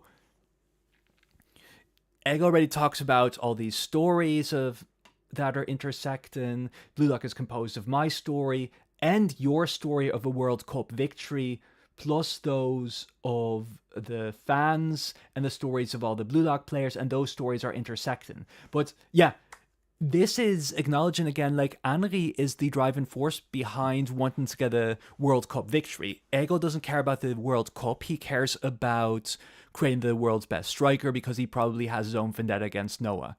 So Henri is a character with a lot of agency and real desires, and I wish that got played up a bit more.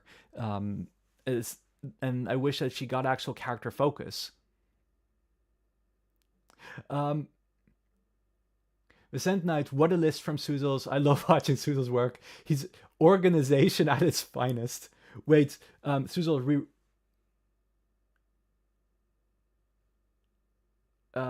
Okay, let's quickly reread the chapter. Um, I'll pull that up for you. What I mean by it about Henri and the Pikachu thing. Yeah, the whole laundry, that's not great. She's kind of the clean turned into the cleaning lady. There's even, I think, a very early, it's funny where you see again, like, first selection is very much still Blue Lock trying to find its footing. So it does a few times this thing where they have like a chapter cover, like One Piece does that, some other manga do that, where they just start the chapter with this, general still image. And in the first selection, you get a few which are just kind of fan service shots of Anri, one with her in swimwear, and one where she's kind of putting laundry in. If I'm not mistaken, I might be mixing up. I thought there's one where she's putting laundry into washing machine, and you get a shots of her behind, basically. Yeah, so Serena for sure wish we got to know Anri better. See, the thing is, I feel like we know who she is and what she stands for. I just wish that she got a bit more focus and respected as much as the male characters, I guess. Like, I think people forget the whole reason why Ego is there is because of Anri. Yes, that should be highlighted a bit more, in my opinion, as well. And yeah, so it's two.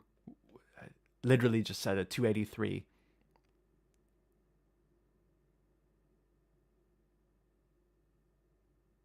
No, it's not 283, it's 281.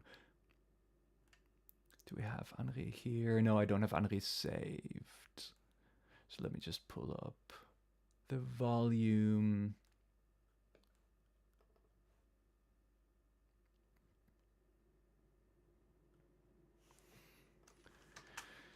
Go over.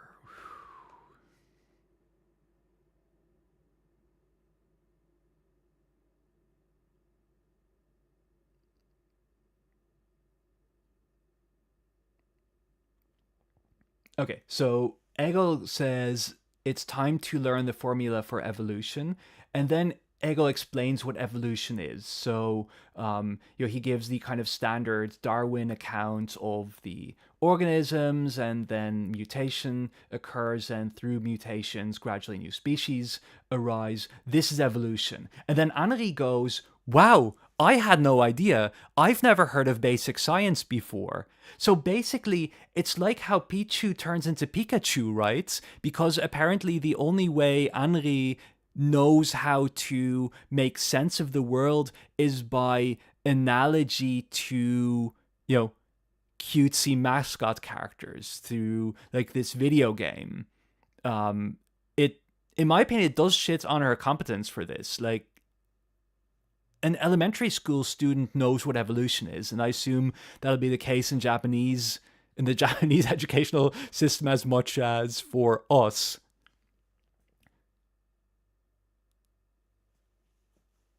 Anyways, that's like my Henri rant of the day.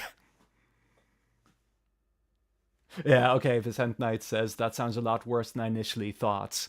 Um, it's rather like, for all intents and purposes, right? This is a throwaway thing. They try to have a small gag, and like the purpose of Henri in this scene is you can't just have or I guess you can, but it's not appealing to have this big text dump from Egel, just like as if you're reading your secondary school biology book. So you make it more dramatic or kind of more engaging by having this back and forth. And so Henri kind of breaks it up and asks the question. So she then prompts Egel to disclose the thing that Kaneshiro wants him to say.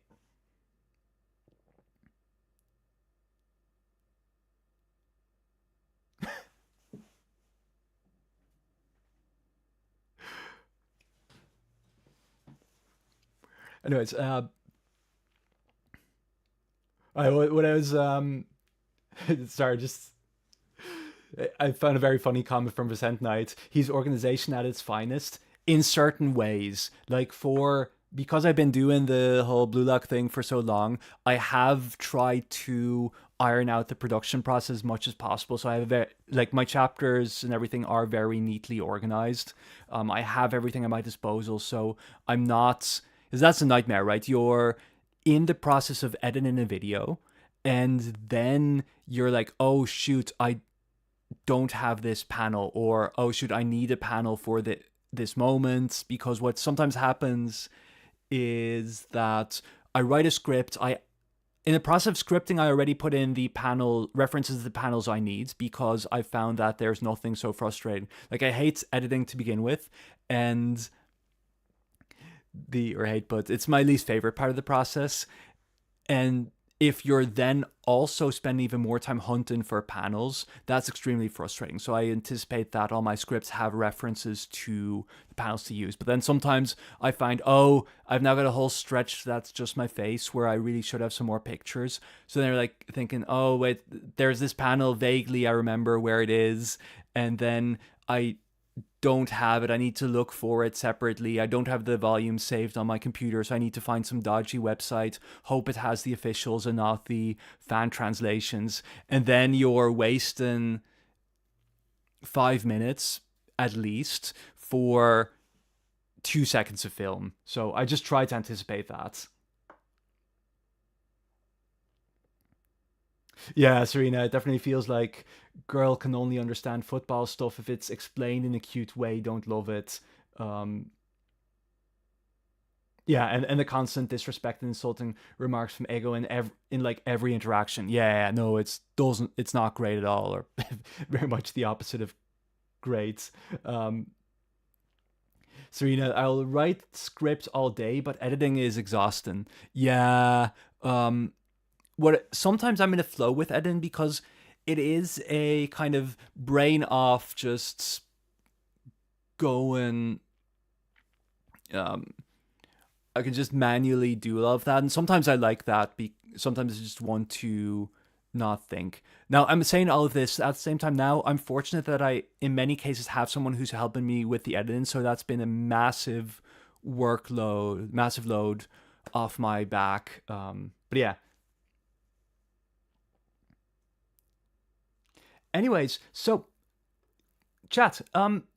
Question. So I've got my. Let me just quickly.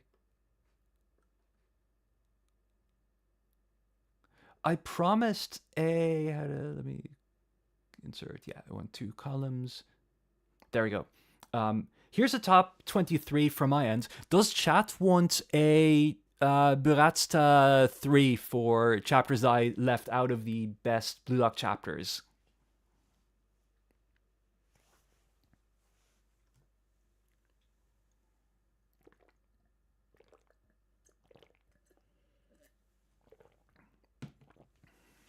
And sorry, just quickly actually close the blinds.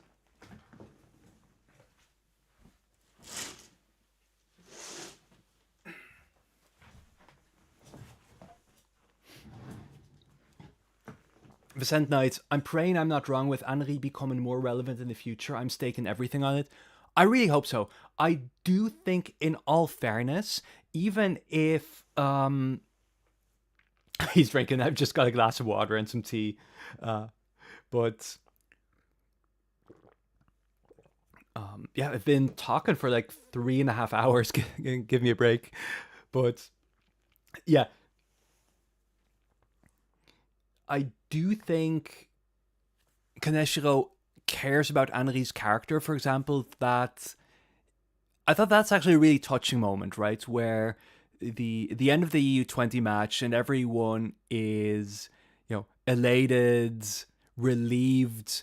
Ego has his short fist bump, his secret fist bump, and Anri, she's genuinely touched, creating a feast for them, and that is, you're just showing her emotions, and not just in a mandatory way. There's actually focus on it. So I do think that Kaneshiro cares about Anri's character, even if he's not the best at writing women. So, chat, if you're interested in or feel like I've missed something crucial, spam some chapter numbers and I'll run a poll or something to determine like our last 3 spots for the top 26 chapters. Oh, and what was I going to say? There was something else that was kind of on the tip of my tongue.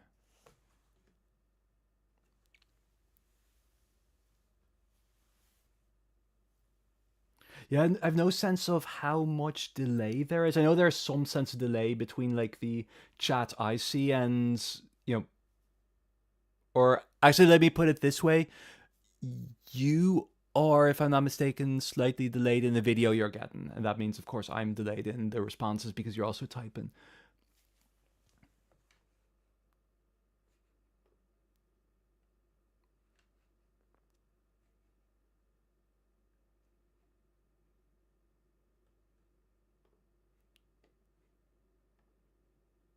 Me when I just spam Chigiri chapters. Yeah, actually, that's right. Like, I didn't. I was actually expecting pushback against that one. I haven't put any Chigiri in here. Um,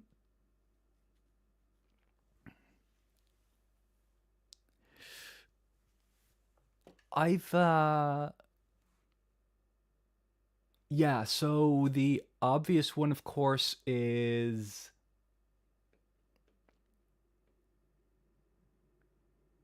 Chiri was unironically my queer awakening.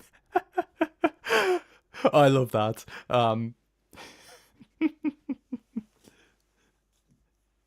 My friend who helped me with the What Got Lost in Translation video, right? She has been commenting on this that I'm not sure if it's Kaneshiro Nomura, but there's a lot of attention to hair in Blue Lock and to hair care. Like for example, from the whole scene of the Gagamaru's hair braids getting attached, and there's like characters drying each other's hair. That's like Nagi and Rail, and there's can't think of all of them off the top of my head. Or like there's details, of Aryu having this scrunchy and Chigiri having all these various hairstyles, sometimes braided, sometimes not.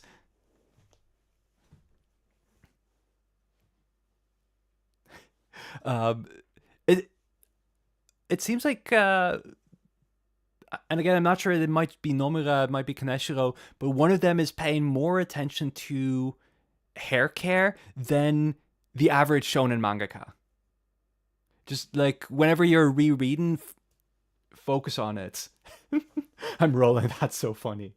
Can I, as a Rin fan, offer that chapter where Isagi breaks through the Psy Phantom? Yes, absolutely. So I'll just quickly put. I assume we. So chat wants a Chigiri chapter. Do you? I'll just put that in here. So let just quickly polls for what I assume are the most popular, best Chigiri chapter. So I'll put. Oh, for fuck's sake. For some reason, when I'm trying to do a poll,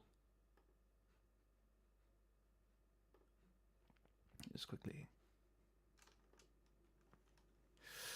So I assume one big Chigiri moment is chapter. Where are we now? 21. Another big moment is him going out in the U20 match. That's so it's 128.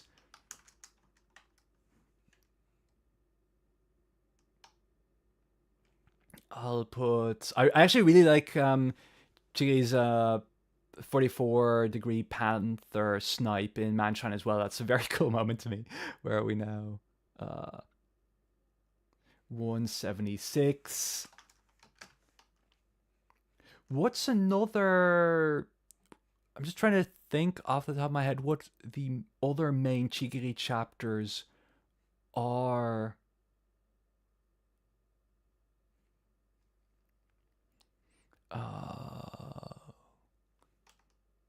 I feel like these are the three obvious ones, so I'll do the backstory actually.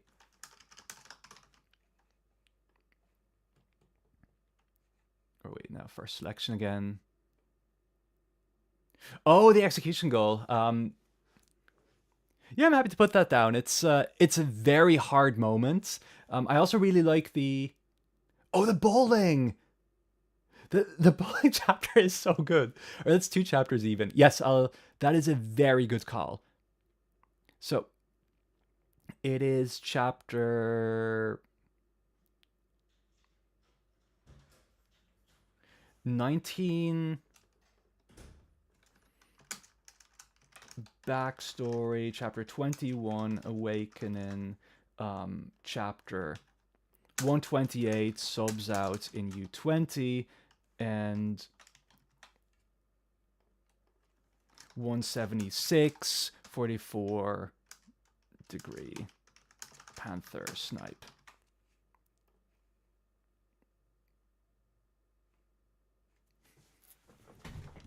Okay, one of these four will make it into the chat's top three.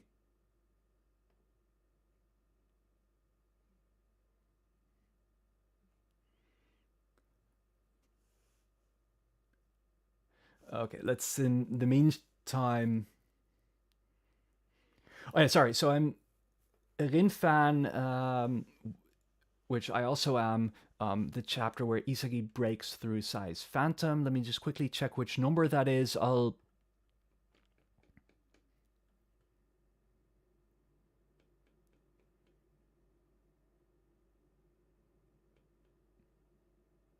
It should be probably 270.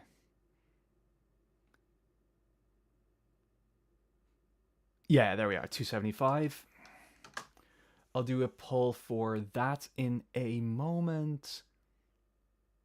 We want bowling. I very much agree with bowling. It's even two chapters. Oh, that's so bad. I completely forgot.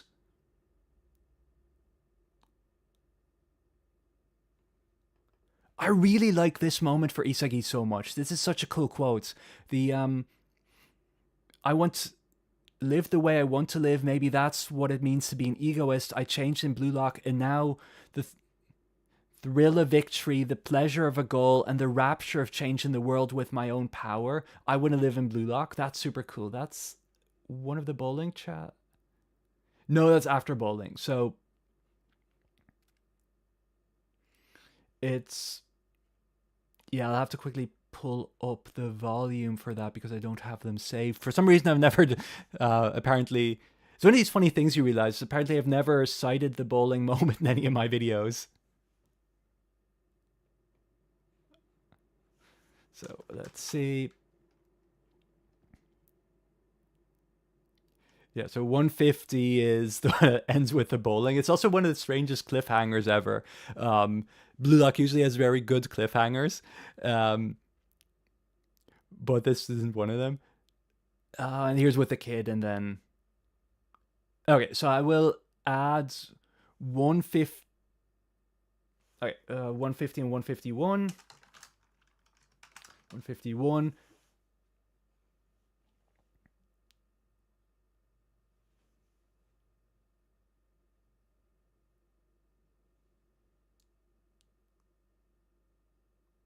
Nora, also speaking of mistreatment, why did my goat Aiku turn out to be a cheater? No, I actually think that's very funny. Also, it's not even clear to me that he is a cheater, right? So what happened?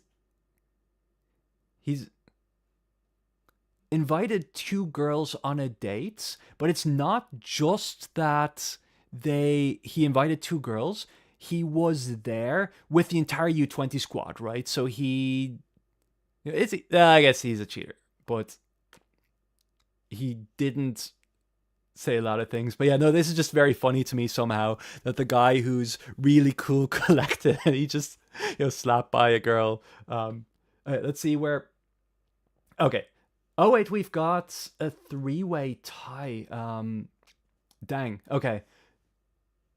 I will take out chapter 19 and run another poll in that case because we have to do this fairly and democratically. So it's going to be between 21, 128, and 176.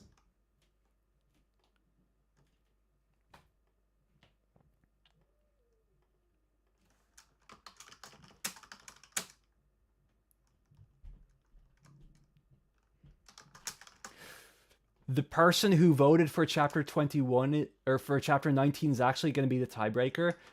So 21 Awakening, 128 subs out in U20, and 176 Panther Snipe.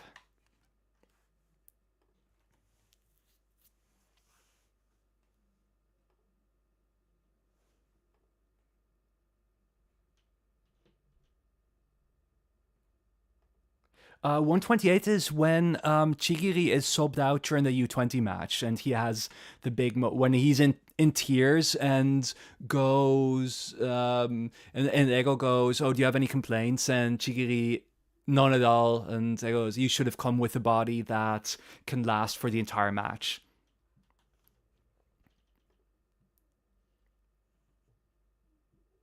Okay, so 128 is winning as far as I'll give the brief moment. Another few moments. Let's quickly see what chat is saying.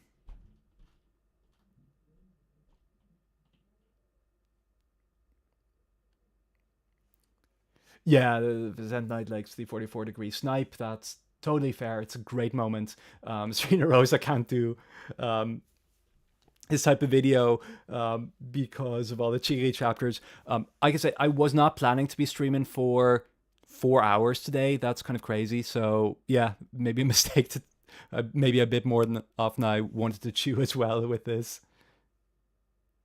Nora, I was very taken aback by how grounded and real Chigiri's backstory was compared to everything else beforehand.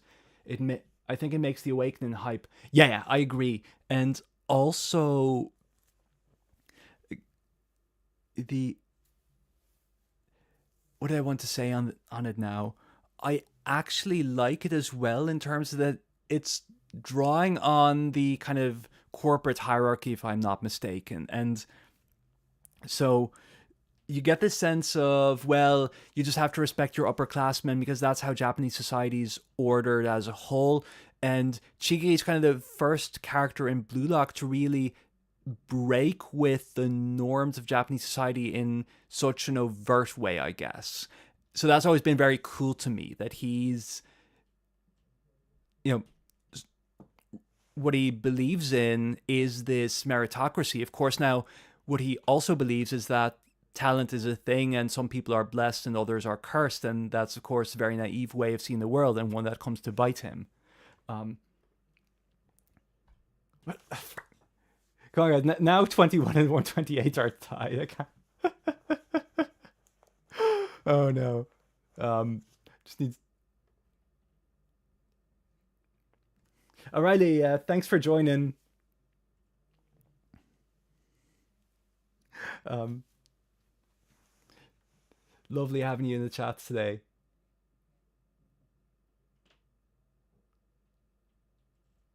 Send no one's today. Send no one to today to Hollywood actress top 3. Should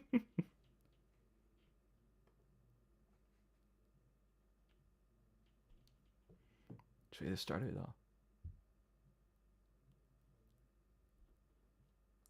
Yeah, I agree. It's apples and oranges. I'm going to make the executive call then, just because we are tied for chapter. Oh, which one do I like more? Let's go because they're both really good.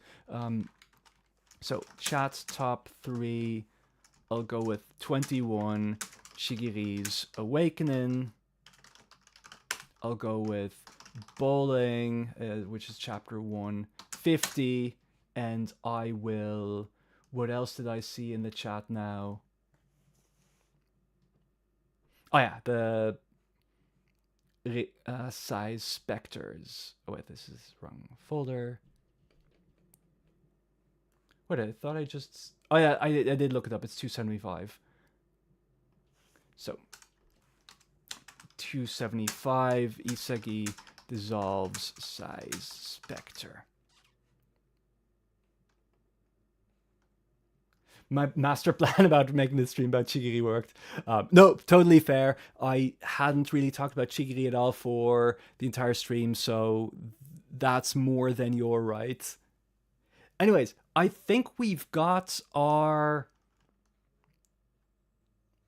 top 23 plus 3 now. I'm wiped. Thanks so much, everyone, for joining. This was really fun, actually. It was lovely to chat with you again. I hope you had a good time. As said, my goal is to finish the book next week.